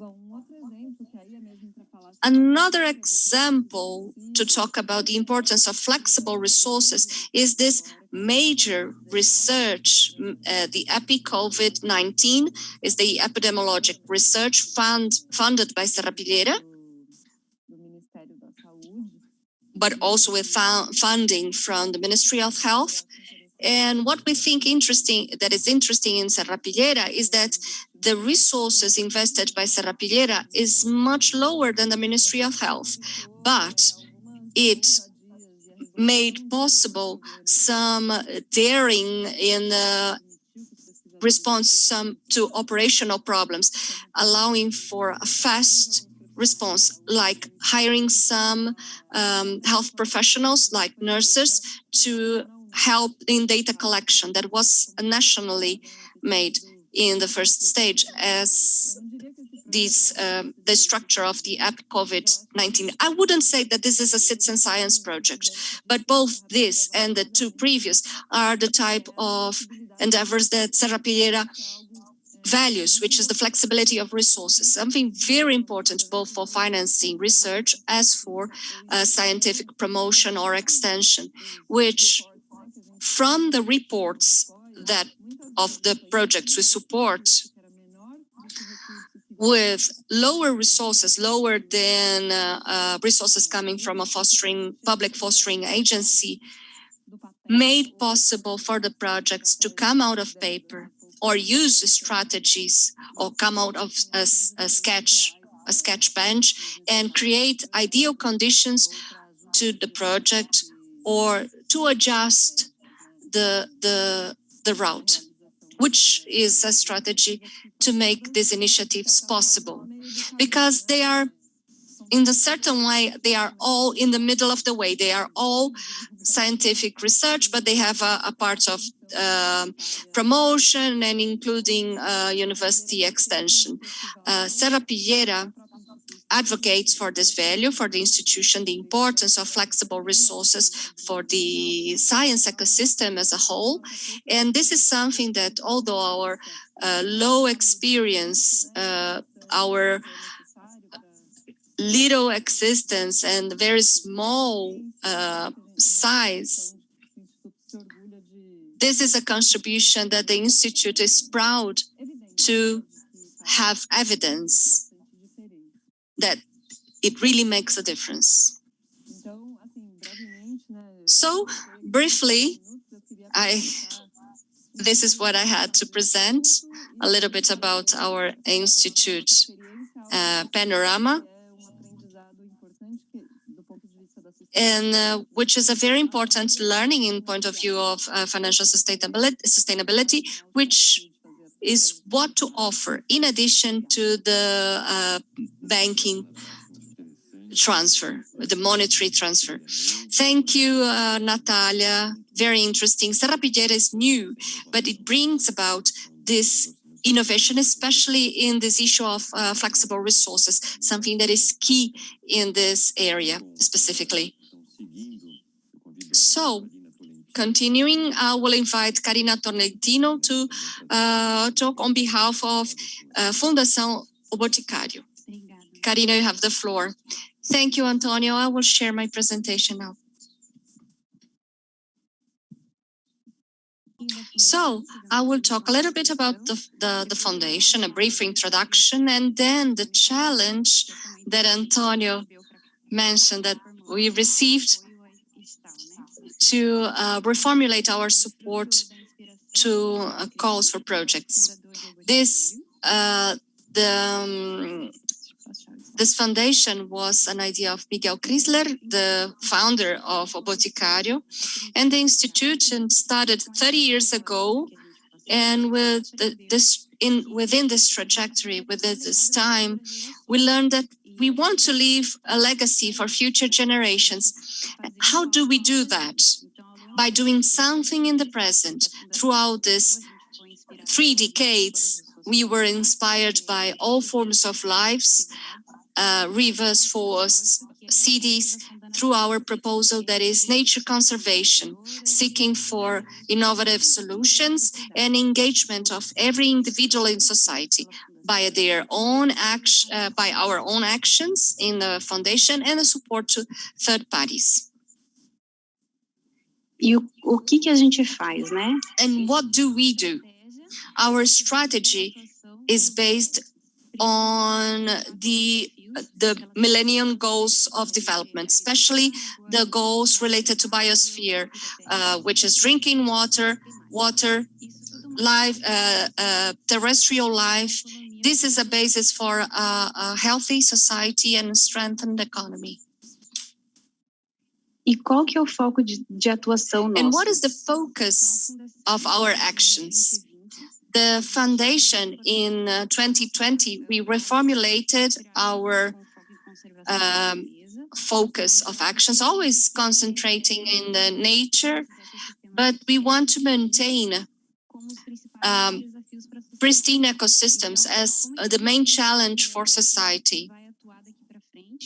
So how can we act with that? We manage 2 natural conservation units. One is Serra Morata in Guaraqueçaba and the Paraná coast as a remaining of Mata Atlântica. A second one, Reserva do Tombador in Goiás, in the city of Cavalcante, is a Cerrado savanna biome. And we are also, the foundation also shows working in territories or regions. And what do we want with these territories and regions? We want that conserved ecosystems create social economic opportunities. So we chose 4 territories or regions to work. One is the Serra do Tombador in the region of Chapada dos Veadeiros. We want to work with development actions. The foundation is also... do I have an echo, a return on my voice? A little bit. Agora não. O microfone do Antônio, porque está aberto, a gente ouve. I believe that Antonio microphone is open. No, but I'm using a phone, but I will close my microphone anyway. If it continues, please tell me. Please let me know. So, at Chapada dos Veadeiros, in the region of Serra do Tombador, we work in a network to reduce wildfires and social economic allied to nature conservation. The other is the Mata Atlântica, or the Atlantic Rainforest Reservation, covering São Paulo, Paraná, and Santa Catarina state, with a focus on socioeconomic development in the region based on tourism. The other region is Meringuaba River Basin in the municipality of São José dos Pinhais in the metropolitan region of Curitiba to have water safety for the region, water security for the region. And another territory is the Guanabara Bay, which has an agenda of sustainable development goals as a measurement of marine and coastal ecosystem. And we work with 3 agents. So the focus of national agendas is in strengthen conservation in social, political, and economic environments. So the first of the agendas is tourism natural areas, that we want to increase the investment of conservation units through tourism. The other agenda is ocean conservation, and strengthening the regulations with a focus in the protections of habitats, species, and social engagement. And the other cities based on nature, and to increase investment in natural infrastructure, both public and private investments for water security. And we also work with society engagement and education actions. E qual que é o nosso impacto, né? A fundação... And what is the impact? Our foundation, since 1991, supports conservation research in Brazil, and our contributing to the maintenance of species and habitats for nature conservation. We supported already 1,500 initiatives with financial support of $22 million. So we always worked in Brazil. In 2020, we started to create the focal points, as I showed you. And last year, the year before the last, in 2019, we received the challenge to change our call for projects. That was extremely traditional, with only aimed to universities and NGOs. So we started to reformulate them with several research. We talked to Serra Pilheira about their format and researched SEBRAE, which is also very nice that we have this panel with this people, not exactly these people, but their institutions. And we created the Solution Web, which is a new format for the institution to support initiatives. And we saw that our calls were very much framed in a traditional way, and we wanted something different. We want to map out solutions, innovative solutions that could bring us a scale where we could support an initiative in a new region, but it could be scaled to other regions. And that's why we created our solutions. In 2020, we launched the web in the beginning of the year, but the pandemic came and we had to adapt it to the online world. So all the actions that we developed, everything that we created were in a face-to-face format. Everybody had to adapt to these new technologies, and that's how we continued in 2020. Here we have a video with our executive director. I'm not going to show it to you because it was in the beginning of the pandemic, so there were informations about where are you in nature, and we are virtually, all of us, we are at home now. So, and if you want to know more, I will share it to you, the video, so that you can watch. And I'm going to share with you what we did in 2020 with our Solution Web. We applied two formats to the Solution Web. The Solution Web is composed by 4 formats. The first that we started running in 2020 was focused on tourism in natural areas. And how have we done that? We saw that tourism is the second largest industry growing around the world. So we decided to work in this area of tourism in natural areas and to support initiatives with this focus. So this call for projects, we would ask people to identify challenges in this area of tourism in natural areas. So we received some initiatives identifying these challenges. And after that, there was a moment to build more on these proposals or to identify the challenges so that, and the best proposals would then receive this financial support. So this was the first format executed in 2020. The second is what we call Conservathon, which is a hackathon for nature conservancy with mentorship and things that are all of the dynamics of the hackathons, 3-day immersion, so that people could build their proposals. And it was super nice. It happened in the region of the São Paulo, Santa Catarina, Paraná Reserve. There was a partnership with Araucária Foundation. So we have the support from this foundation in terms of resources. And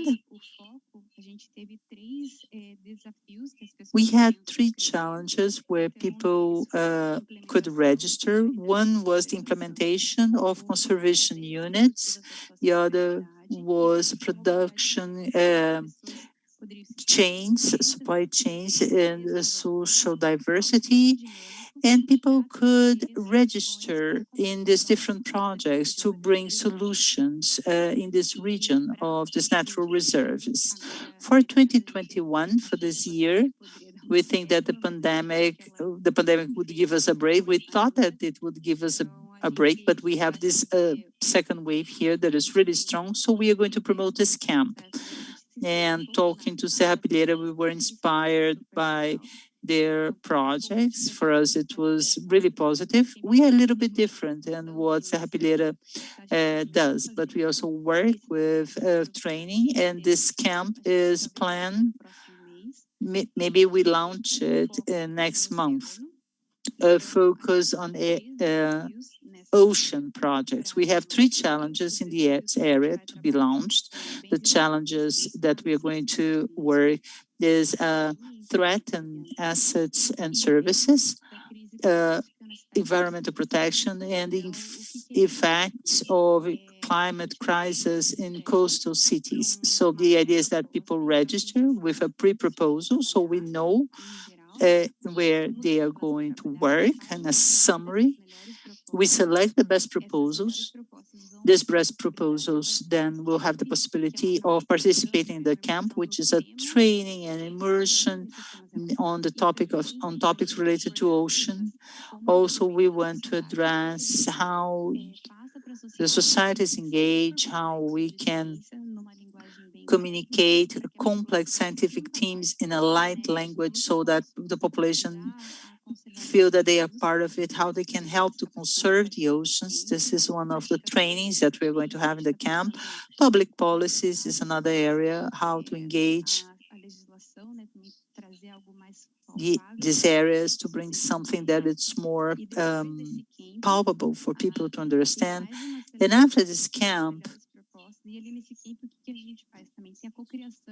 we have done the co-creation and an exchange among them. If I have a project of climate change in a region and in this camp, I have another researcher who has a similar project, we could join efforts in one single initiative. That's what we want to promote, this exchange among researchers,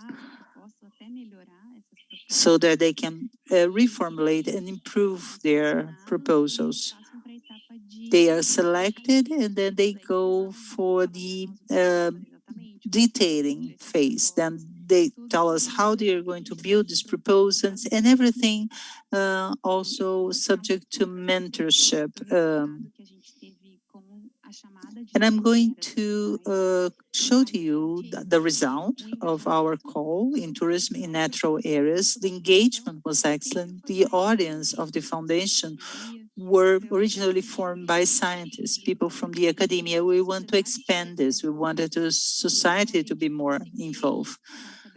So we managed with this new format.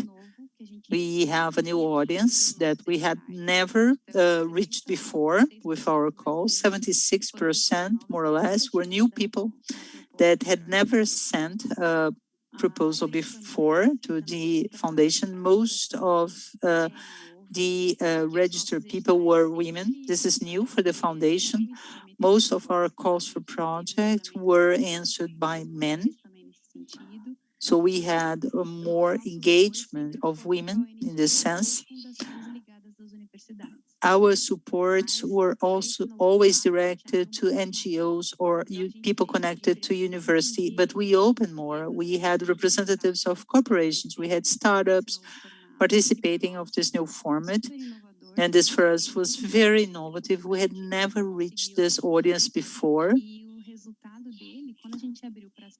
And when we opened for people to point out what were the challenges, we received 553 challenges, different challenges. So we had this work to refine these challenges. They were divided into 4 areas: businesses in natural areas, innovative businesses for sustainable tourism, tourism based on the observation of species, the strengthening of the local and regional sustainable tourism, and engagement of the culture of nature. These were the 4 areas of challenges. In these 553 challenges, we created a funnel and we selected 4 challenges. How were we able to connect? We had consultants and mentors. The foundation already has a group of consultants and volunteers. We have 120 specialists in different areas of conservation as consultants and volunteers for our projects. We were able to engage society in general in this format that we created. And what was the result of this call? The foundation has supported 3 initiatives. One of them is a set of experience to promote health and well-being for those who visit natural areas. We are supporting eTrilas, which is a digital platform to expand the access to local service providers and to increase more conservancy, at the same time generating income. And the last project is Viva Lá. It's a community-based project for small and micro local entrepreneurs. So these were the three initiatives that supported by the foundation. We received different proposals. It was difficult to select which one were the best because unfortunately we have limited resources. We have a coordinator in the foundation saying that his dream is to create a foundation where he can support all the projects, simply speaking. There are many good proposals that we receive and we don't have resources to support them all, unfortunately. Now talking about the Conservaton, our last initiative in 2020, we had more than 1,000 participants in this marathon, in this Conservaton. We had also more women, 53% of women, from 25 states. So all Brazil participated of this hackathon. It was very nice. The pandemic brought to us this online format, and this allowed for great capillarity around the country. This is a change brought by the pandemic. And we had 85 solutions that were delivered for support. We awarded 3 initiatives. We had the first place was a grant of 10,000 reals, the second was 5,000 reals, and the third 3,000 reals. And the foundation then supported 4 initiatives. One of them is the monitoring of our fauna with new technologies and a very innovative system.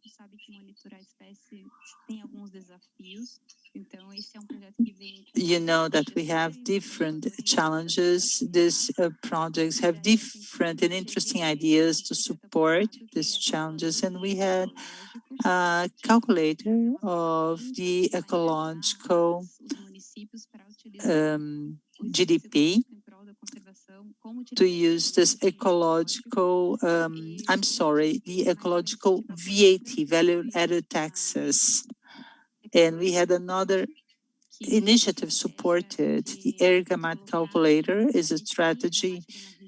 We have tea leaves in the region, and there are, and these producers, they find it difficult to transport this to the warehouses to be able to use the local logistics. So they have this dryer of tea leaves. And this is more related to technology. This is different from the other projects. If you want to know more about the Conservaton, we have our website. I'm going to show a video with the testimonial of people who participated in Conservaton to see that it was very dynamic. So for you to know the energy of Conservaton, let's see if you can have access to the audio. What's a hackathon? It's like a sprint.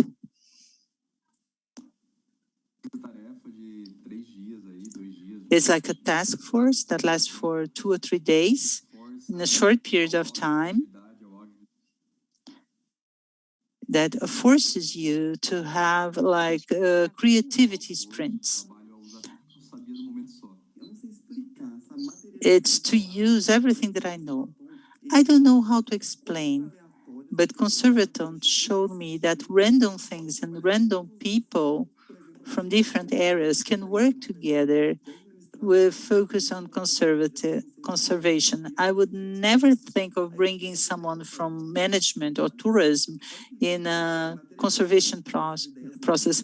And then it materialized these crazy ideas, and you can do it. The experience of participating in the Conservaton was very gratifying. You get to know a lot of people, you sign agreements, you can test your knowledge in practice. Your skills your hard and soft skills, you can know a lot about Atlantic Forest, about conservation, what's the actual reality of these areas and how it's working. It was amazing. I added value, I added knowledge to myself, and it really brought me happiness to know that you develop a project that can be implemented and it can generate positive changes in our country, in our planet. It's extremely important. Yeah, I had never participated, and it was really interesting. It was an excellent experience. It was wonderful. It took us off our comfort zone. The first experience in my life in this kind of event, it was really important. It was priceless to participate. I met interesting people. I'm really happy. It had a special taste for me because I could reinvent myself, and I'm sure that I can do more. It was a fantastic participation in the Conservaton. We learned how to listen more, to explore more the information. In a short time, we can bring ideas to life so that people can see and that they can identify if this could bring benefits to society. Everything is fast. You must be fast.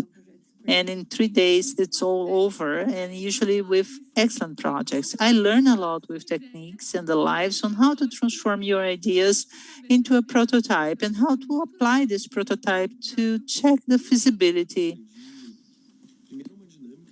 I learned. First, it's a different dynamics to think of the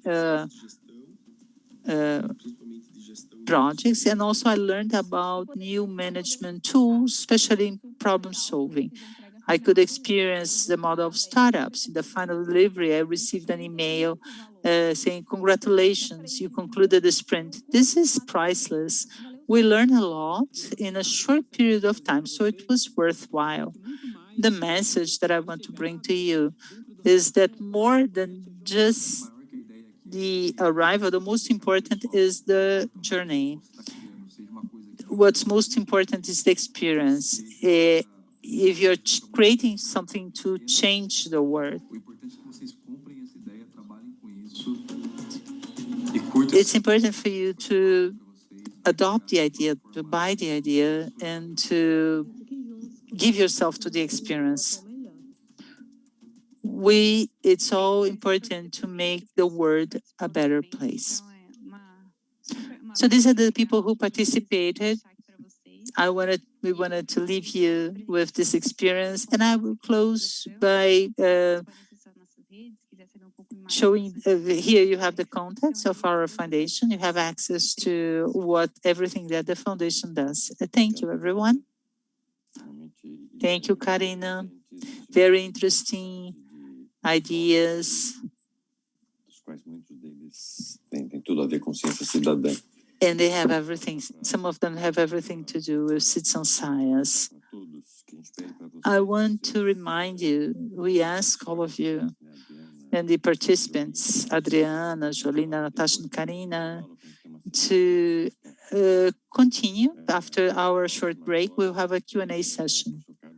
Now we have Professor Carlos Joly with long experience in Biota program and other initiatives in Brazil and around the world to bring his vision about citizen science and different visions on financial sustainability for these projects. Thank you, Professor Joly.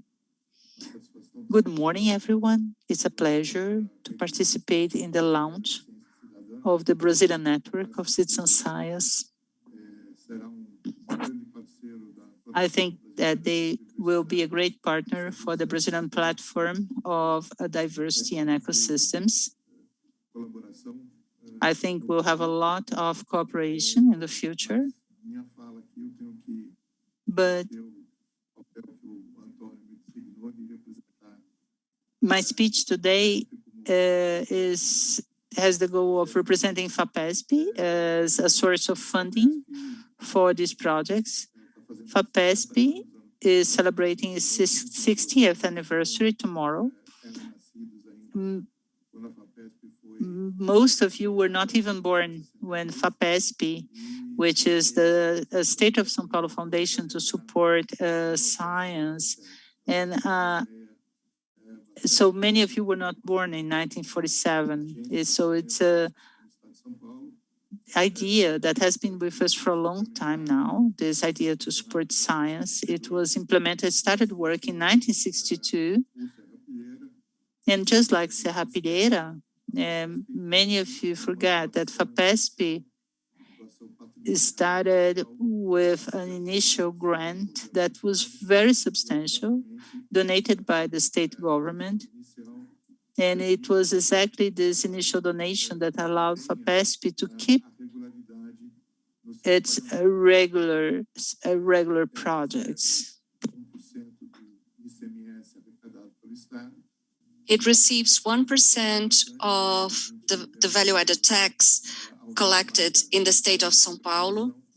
This is the major source of funding in the foundation, and the foundation has commitment with long-term programs of climate change and theme projects that may last 5 to 6 years. Therefore, we have to guarantee resources for the disbursement of the values approved in the initial grant,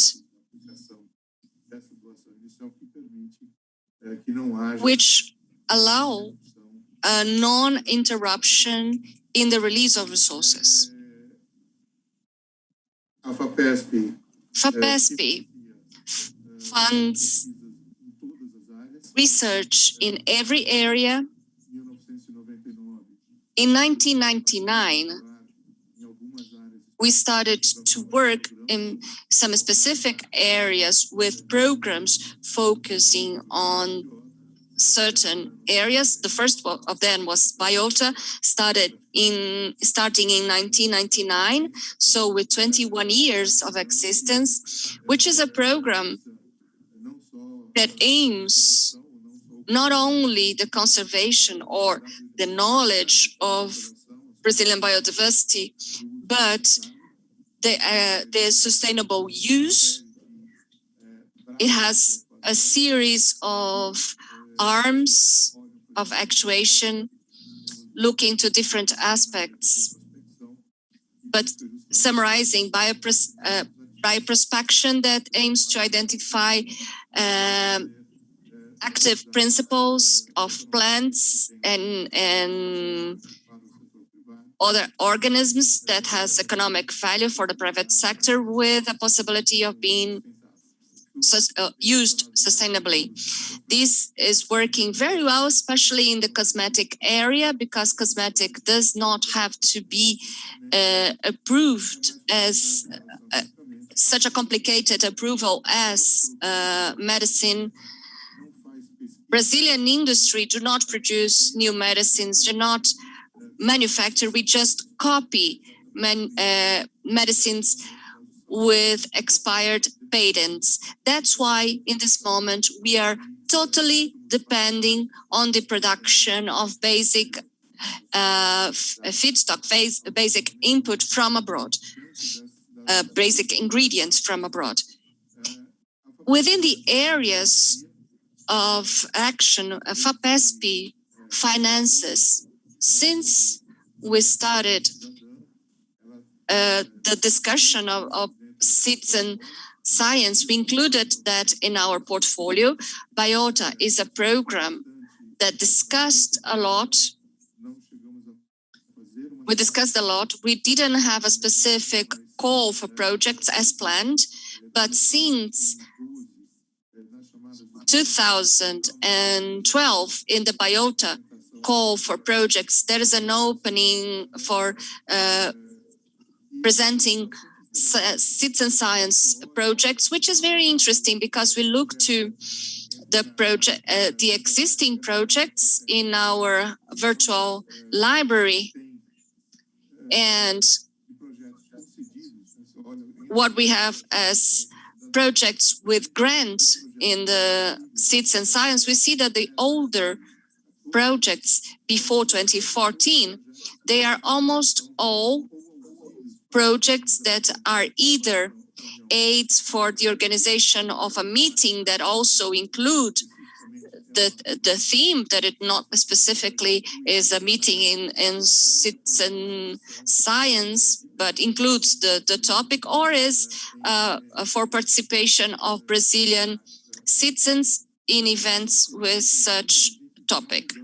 As of 2015, we see a significant change in the profile of projects that respond to the call for this project, Citizen Science. We have 7 ongoing projects that are research projects. None of them are aid to take part in meetings or events. They are research projects. FAPESP has a broad definition for citizen science. We have projects that consider social sciences, for instance, in neighborhoods, both in Brazil and abroad, with comparisons using the methodologies in citizen science. We have projects in specific areas using dweller networks, inhabitant networks, with a local perspective in different points of Brazilian coast. One of them is the issue of cigarette butts that has a huge impact, which is another reason for people to stop smoking. Not only do they harm their health, but also produces an environmental harm. And there is projects like Dr. Antonio Saraiva that are projects specifically in citizen science. There is another set of projects in the area of education, many of them in conservation, using this methodology to control information of presence, occurrence, species watching, and like flowering periods or blooming periods.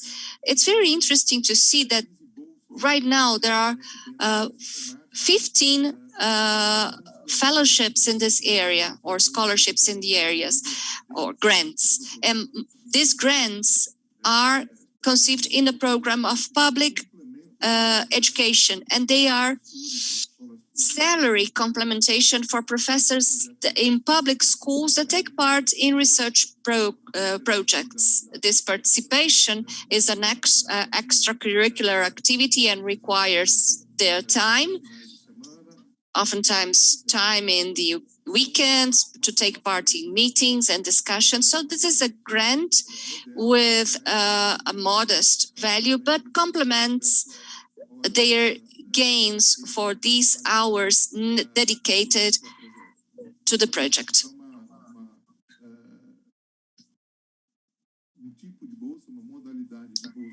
This is a type of grant that is not that much used, but we are including in our calls for projects, because oftentimes the activity with teachers in schools involve a few researchers in the research project. So this is a modality of grant that is more related to the public education system, but it also can be required in the realm of other initiatives and aids that are applied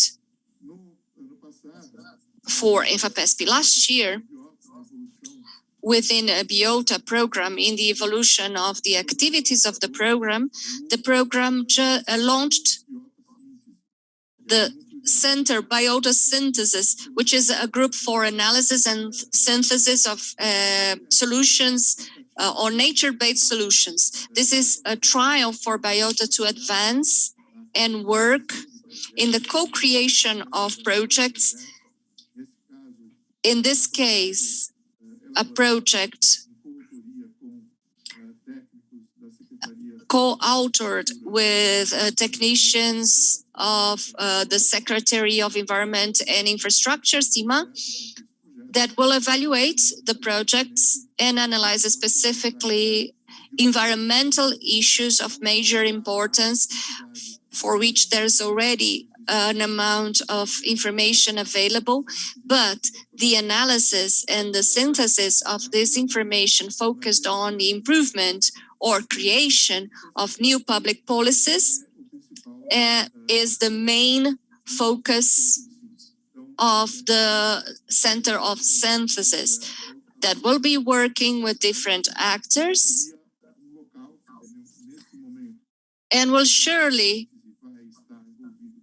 be involved with this project, but there will calls later on, and I believe that this will be calls involving methodologies of citizen science that are very welcome, because many of these programs, they solve problems in the environmental area, it's a way to involve the population in the definition of this, for the solution of these problems. Concern, that is my concern actually, with my experience that we thought in the past in Biota and establishing a program is how, as the program is just turning 10 years old, we had a system of environmental information that was based in the Center of Reference for Environmental Information, CRIA. And we used to have an electronic magazine, Biota. We had a homepage. We had a database of potential interest for pharmaceutical or cosmetic industry. And the maintenance of these structures are no longer research, and FAPESP can only finance research. And so in that moment, there was a major articulation promoted by FAPESP. So universities, the three public universities in the state of São Paulo, be responsible for the costs of to maintain this structure. OSESP assume responsibility for Extractoteca, the library of extracts, of abstracts. Unicamp assumed the database that was transferred to a neutral organization of this university, that are Biota, but not the universities. The technician that maintains the system working,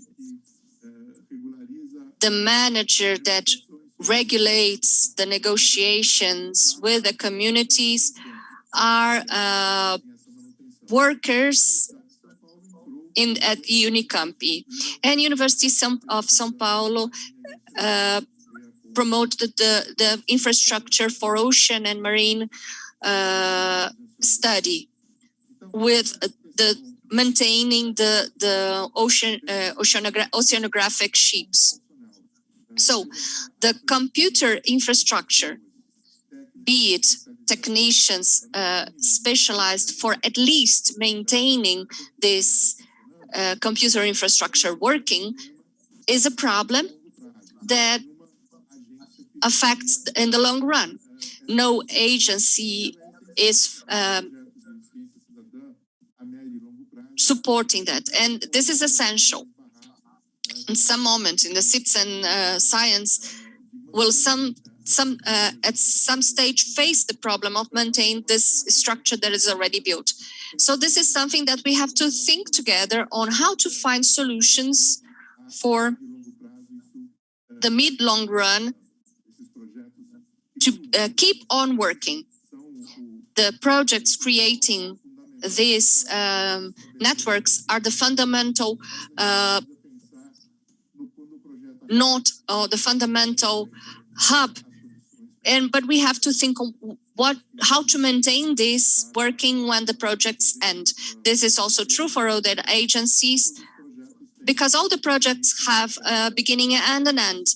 And these long-lasting structures become a problem.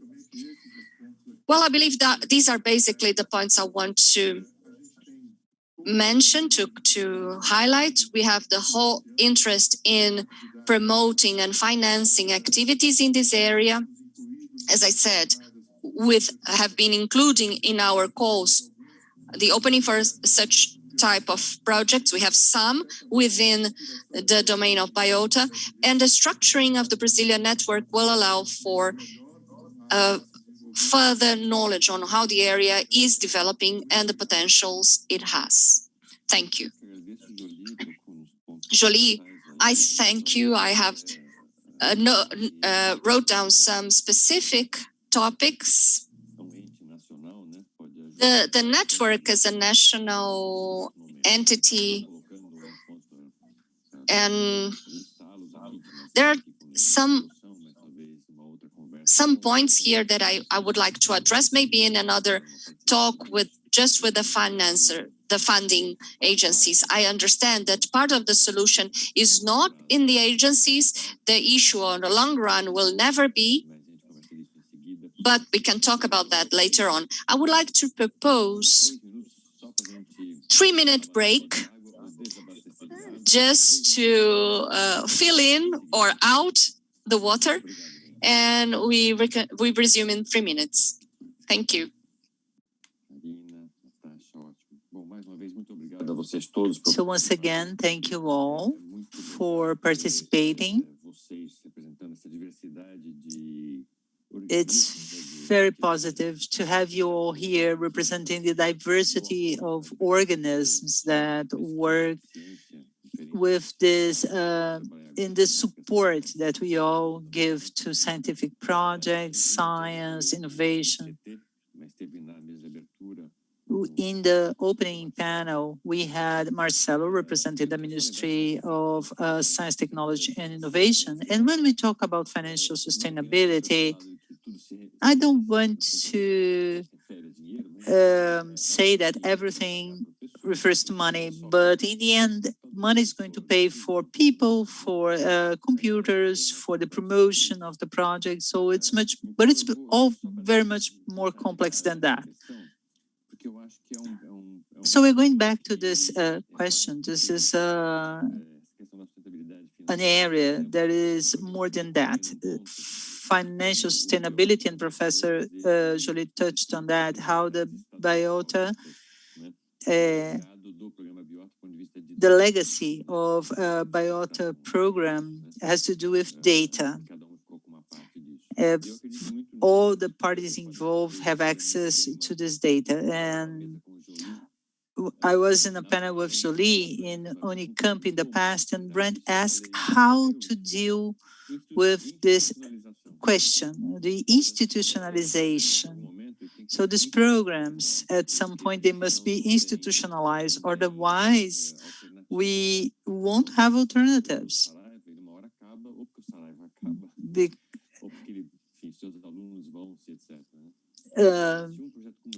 If a project just like this is hosted in this case by USP, by University of São Paulo, of Paraná, or Campinas, and it's part of the institution's mission, it goes to another level. It's not, and this is what happened in the case of the Biota project. So this is a possible solution.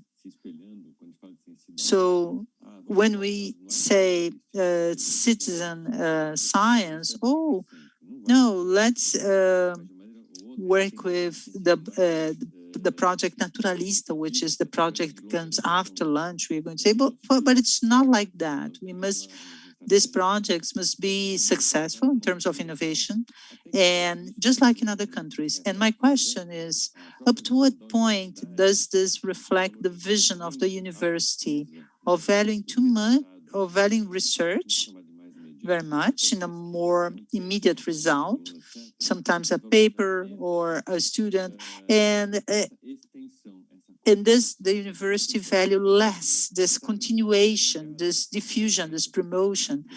Isn't this thing also present in these agencies that are managed by people coming from the academia? Because somehow the university, if it must institutionalize the projects, must host a system like this, brings it to its core, and it must value the continuation, the expansion. This does it make sense? And I would like to start by Julie. I think that universities, they have been valuing more and more extension activities. Up until a while ago, this was not much considered, but I think that today this is it's part of a different program. The universities have the need to insert themselves in society, and therefore these activities, they are being more and more valued and considered. 10 years ago, university was not the Campinas State University. It was a state university located in Campinas. It had no relationship with the surroundings except for the hospital, and through the hospital we had contact with the community. Today, I think that in fact the university is very much inserted, very much engaged in where it is. It's part of the territorial planning, it's part of the creation of public policies and cultural activities. So I believe that the extension activities were very much improved. And the agencies are following the same direction. CNPq itself, you have their space to insert your extension activities. And in the past, we did not even have a place to publish your CV. But this is a slow process. Slowly, I'm going to speak about FAPESP, which is the institution that I know. We have area coordinations. People gravitate for 4 or 5 years in their areas, the areas where they coordinate, and then you have a rotation. And these rotations bring novelties. And this is discussed in-house until we are able to then standardize the system. So the process is going in the right direction, which is to value this kind of activity, this extension activities. Thank you, Julie, I agree. And in this sense, we have in this panel here are the 3 institutions that are different from a classic and successful from foundation, such as FAPESP, which is a role model for us, and it's evolving. But these new institutions bring a new blood, new vitality, some fresh air. So I want them to talk about this. Up to what point do you see your role in bringing this fresh air into this field of innovation? Natasha told us about a flexible budget, the flexible resources within certain limits, of course. And FAPESP started adopting this recently. So there's a flexibility that we did not have before. How do you see that? How do you see this more flexible budget and the possibility of financing activities that are not strictly limited to research? In citizen science, you have to finance diffusion training activities that are not trivial. So how much do you think this is important in your portfolio? Especially because I understand that this is essential to finance citizen science. It's science, but it must engage citizens. So it's another budget line. How do you see that?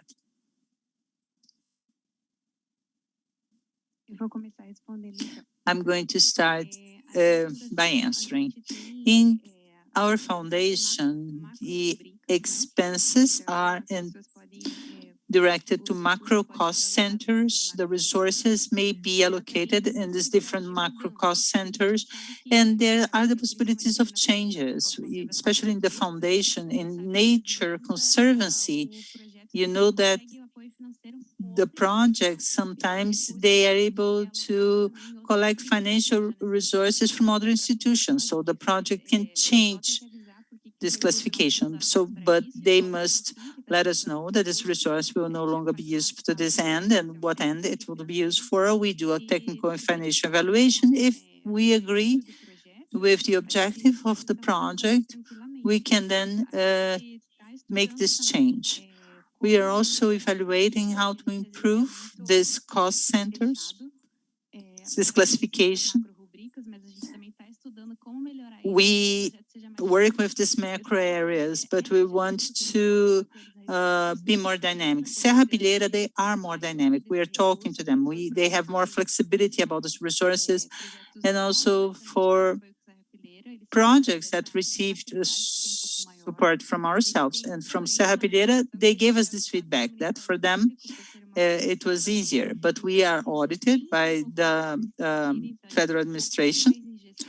So we are a little bit less flexible in this context, but we are trying to improve, to make the researchers' lives easier. From our part,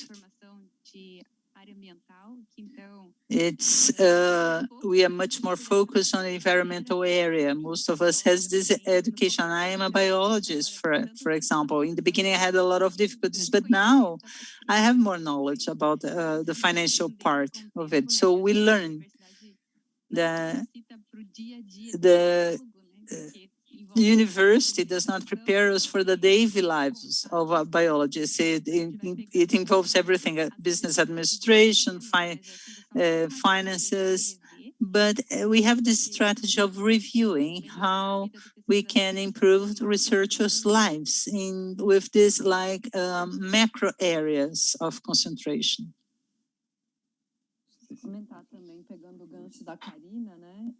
So, adding to what Karina said, I didn't know that common projects had given this feedback. But in general, Serra Pilheira also offers management support to researchers through a foundation that is a partner of our institute. So we insist so that the foundation, foundation suggested by us is used, because in the packet we can hire this foundation for lower costs, lower overhead costs, some specific practices with the mission of facilitating life. And I think that is life. Although it's not perfect, sometimes we have some delays. I'm happy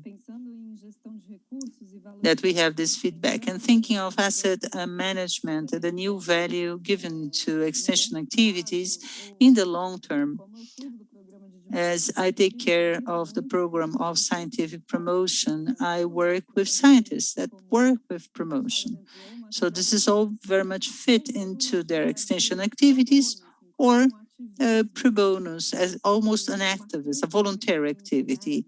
And a recurrent criticism of scientific promoters to fomenting agency is that this not help them in finding financing for their research. So we always try to identify what are the priorities and the areas where we are going to try to promote projects. And so we also received this feedback that the agency should help them with scientific promotion. And all of these in these projects will only materialize when these agencies have these pre-requirements. So I'm just reproducing what I usually hear from researchers. And of course that we understand that these are very deep changes. In the case of the science program, in spite of the fact that the resources are flexible, they have a very strict control on where the resources are being applied. So in the end, through this support foundation, we have detailed reports on how each resource was invested. And I think very similar to what Karina told us about these macro areas.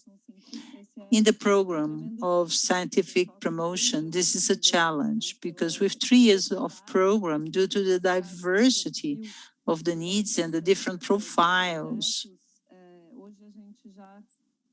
não consegue ver com tanta clareza, né? Filtrar essas macro rubricas e falar. Sometimes it's not that clear. You still have these macro areas, they will receive such and such percentage of the budget. So how much goes to technology, how much goes to people? So I think there's two sides in everything. When something is very flexible, it's very dynamic, but after some years, maybe it doesn't give you so much organized data, structured data. So trying to structure this financial data is our effort, our current effort. As a newcomer, we are starting in this process. Our experience is with resources for startups, resources for strategies of open innovation. But in the research itself and in applied research is something where we are starting in this area. That's why we started by training, so we can also understand from researchers what they need. And that's why we start by the creation of the innovation plan. So we establish what are the needs, what they can develop around these 12 months, and how we can offer new processes and products. Our next call for projects, we are going to offer 150,000 for the innovation plan. Also, we have the issue of inspections from federal agencies and on the use of SEBRAE resources. But we are fully aware that we must offer flexibility so that they can find new ways of working. In this first phase of the 150,000, the idea is to use a foundation to manage the grants and some of our resources for the expenses, but we are still working in this proposal. The second call for projects, which is the 400,000, we are inviting other partners so we can offer more flexible resources.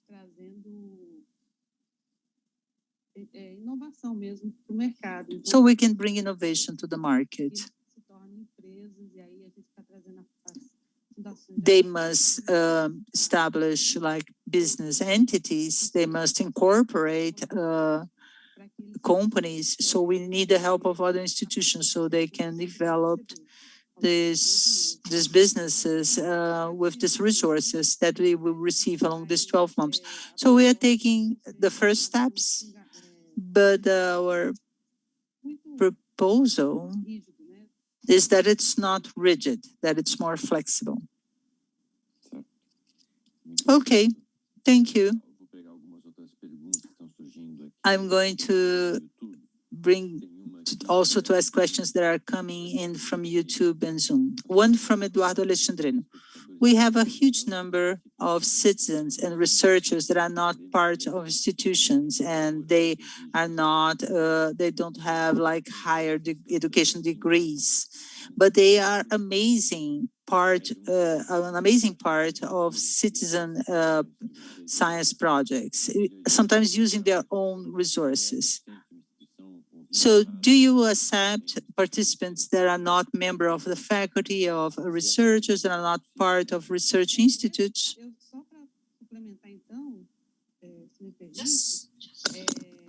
Just to add, if you allow me, in this last call we made for project, it was not necessary to be connected to any research education institute. Anyone could apply. But the idea is by having, if we have success, we will have more funds to foster research. Karina, Natasha, how is it in Boticário Serrapilheira? In our foundation, it is not required to have master's or doctor's degree. We just evaluate a technical capacity for the person to execute the project. It can be within a team or can be the leader of the project. We have some projects with grants, and with this model that we just applied for solutions, it provides that. We had in our foundation, people would change the proposals with their name that had this capacity, have this, just to say that they have someone with a doctorate in the team or PhD in the team. But we ask, well, if you are the executor, put yourself as the responsible party. I don't know if people has this view. Many had, well, I had to put someone that is famous in this area so they see that my project is good. For instance, I will put Jolie because everybody knows him as a technical responsible, but he's not the one executing. With this new format, we are trying to demystify in this sense. You can send it. We want to evaluate the technical capacity of the person to execute the project they are sending.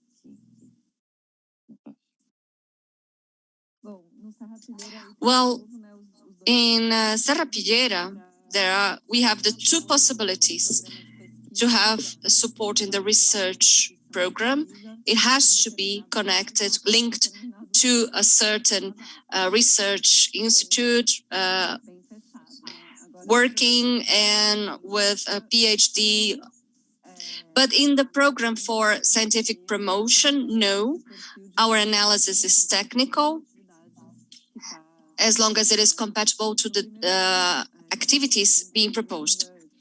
In the first year, as we just have 3 years, it's funny to talk about the past and now, which is almost the same. But in our first year, our public call for scientific promotion projects was totally open. Even a natural person could propose something. So we want to have the idea of the person promoting science. And there was a lot of things proposed by natural persons, but also by not-for-profit organizations, NGOs, civil society, startups that were not legally established yet. And we had to deal with this type of challenge. And the second most effective way, including with donations for natural people, so the projects could take off and then formalize. We had some surprising results of success. Some failed, stopped in the middle of the way.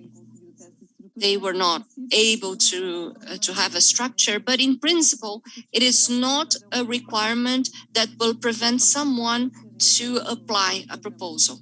Especially now that we changed in the program for scientific promotion, we changed the way we select the projects. That is through active search and direct negotiations. So there's nothing that will prevent someone to apply. But there is an analysis on compatibility of activities, capacity of managing budget, previous experiences in the area. So it's not portfolio, but there's nothing compared to what is required by an agency such as FAPESP.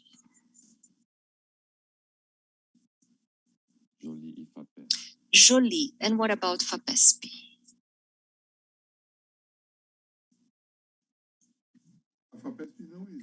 FAPESP does not require that the responsible for the project is linked to a research education institution. It can be connected to an NGO. What we require is a minimum level of PhD title and that the research is based in the state of São Paulo. These are the two basic requirements that are in FAPESP bylaws, and I cannot. We had cases of projects that were developed by non-governmental organizations in the state, but the organization was not based in the state, but the research, yes. And they applied, these are the mechanisms for financing. Although it allows that the action is carried out anywhere in Brazil. Yes, and oftentimes even in neighbor countries or African countries or connected countries. This is not the problem. The thing is the base for the principal investigator researcher. I have a question for someone very dear, Marcia Cruz, and I will make it because it's been posed long ago. How can we face the challenge of maintaining in the long run the stimuli for social participation with limitation of resources and the need of a technical body with mass communication that are not available in our institutions? On the other hand, if the data generated are used for decision-making and public policies, the only way to maintain this leap in the long run is nationalizing, linking them to national services, which is another challenge. And I will pigtail on that. I talked to Dr. Marcelo Morales about that. We have in the MCTI and the Brazilian aid, how can we count with internalized systems? If not in our institutions, in a more higher level, a governmental level, who should manage public data, national public data in Brazil, that are used for national policy decision-making. Just this pigtail added to what Marcia asked. The challenge of maintaining participation in the long run with less resources, the need of a technical body for mass communication that we do not have, and also nationalizing the data management.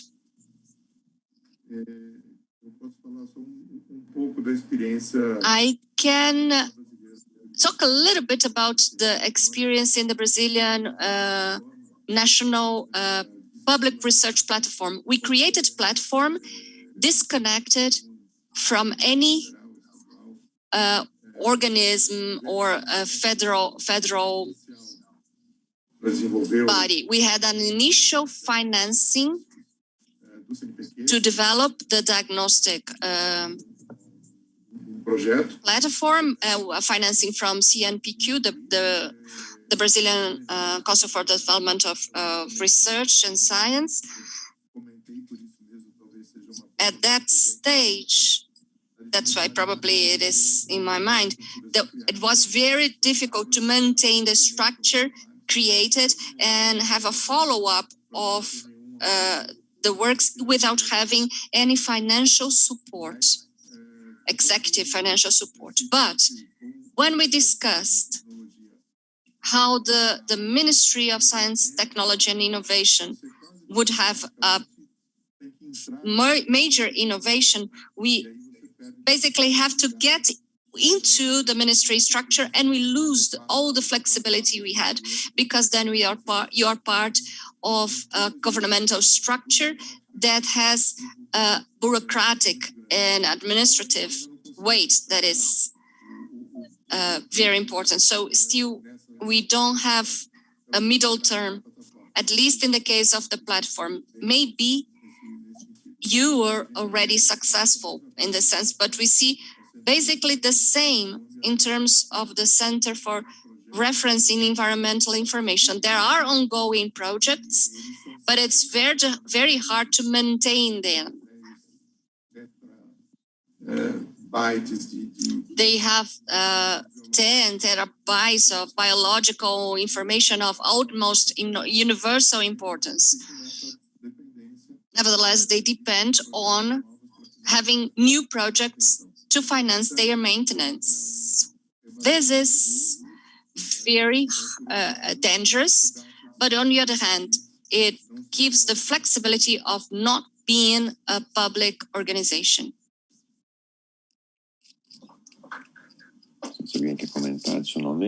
I don't know if anyone wants to add anything. I just like to add that in SEBRAE, we have a new initiative that maybe can work. We are betting on that, which is a platform for open maintenance, exactly to have this exchange, including of companies that want to finance any activity, any research in the platform. We are initiating this community that is called Catalisa within the World Labs platform from the United Kingdom, and you put your project, your research there, you register, and there will be other companies that this will work as a display. There will be other companies that will see, for instance, Boticário can fund some initiatives, Serra Pilheira others, and the researcher can identify themselves, and this is a major exchange of experiences and also resources, because sometimes a major company wants to develop some projects together with a certain researcher, and the proposal is very bold, I would say, but also very open. So I invite you all to test and work into that, including for the Brazilian network of citizen science could publish their profile, their projects there, so other bodies could also help in this initiative. As I said, Comunidade Catalisa, worldlabs.org. If you want, we can type it in the chat box and we can publish later on in the YouTube. We have, well, our plan was closing at 12:10, so I will make my final comments and I'll then open for your final remarks. I will make a yes or no question. Do you see interest, possibility of your institutions launch specific calls for citizen science? It's a yes or no question. And the other is a comment also for your reflection. I understand that many of the problems we've discussed are cultural issues, both from the academic culture, agency culture, and governmental culture. Everything reflects in our culture as a nation of excessive regulation, trying to prevent problems that do not occur with this excessive regulation and rigidity, and also the historic rigidity of the academia. And the citizen science tries to break this all down because it's transdisciplinary. It puts together science promotion, extension, it cannot be separated, and break down or this logic that usually this rationale that our agencies value. This is a comment that Natasha said.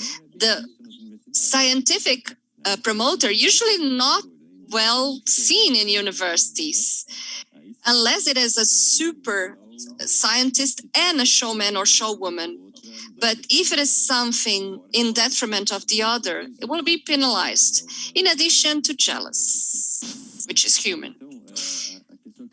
So, the importance of a network as such, as this one. These are cultural issues that permeate our institutions, the agents, the government. So a network such as this one can help us to discuss these issues and try to make this behavioral changes internally to the institutions, in the calls for projects, in a logic that makes sense. If we consider that this makes sense. If a network has a role such as this one, is very important, and it is transversal, multidisciplinary, and has to talk research, education, and promotion. Citizen science is in your portfolio for a call, yes or no? And you have the final words. On to you. We can continue in the same order. Adriana, briefly. 1 minute. Assim, a ciência cidadã está Well, no nosso radar, assim. Science or citizen science is on our radar. With this call, we are already covering that. Natasha. Desculpa. Natasha. Natasha? Well, unfortunately, I don't see this in the close horizon, a specific call for citizen science. But Serra Pilheira is favorable to have a research project with this component could flourish. I see opportunities in scientific research, and I will leave my contacts for future discussions. And the role of the network and relation with you, do you think this is relevant? Yes, I'm in favor of everything that could be collectively organized, and I see many links between a scientific organization geared towards this citizen proposal of helping scientific promotion that now will have a focus on journalism and media, but it's also mobilized with all the citizens and citizen science. Karina? I believe that a specific call for citizen science, I do not believe, but it permeates every calls, the new format that we are proposing, the web, the TEIA. Our foundation works actively with citizen science. One of the agendas we work is ocean, and we will have the Ocean Decade that will start in 2030. And one of the challenges is how to communicate population in a lighter way that everybody feels part of science. So we started a movement with Ocean Connection to connect different audiences to science. We call surfers, sports people, athletes. We asked to call people that work in the area to start to promote science. How can they, as well, myself as an owner of a sports goods store, can work with that? We already work with that, but not in a specific call. And I believe it is very important with the ocean agenda of the foundation. We are working with that already. Thank you.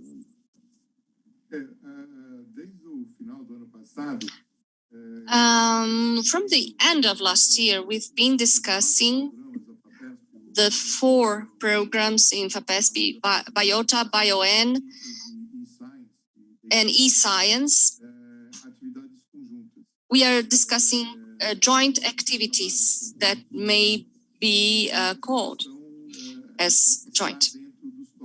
And this is within the topics we've been discussing.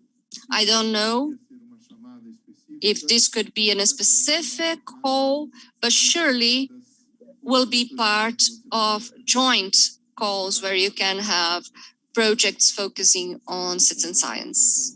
This is very important, and I understand that this is contemplated.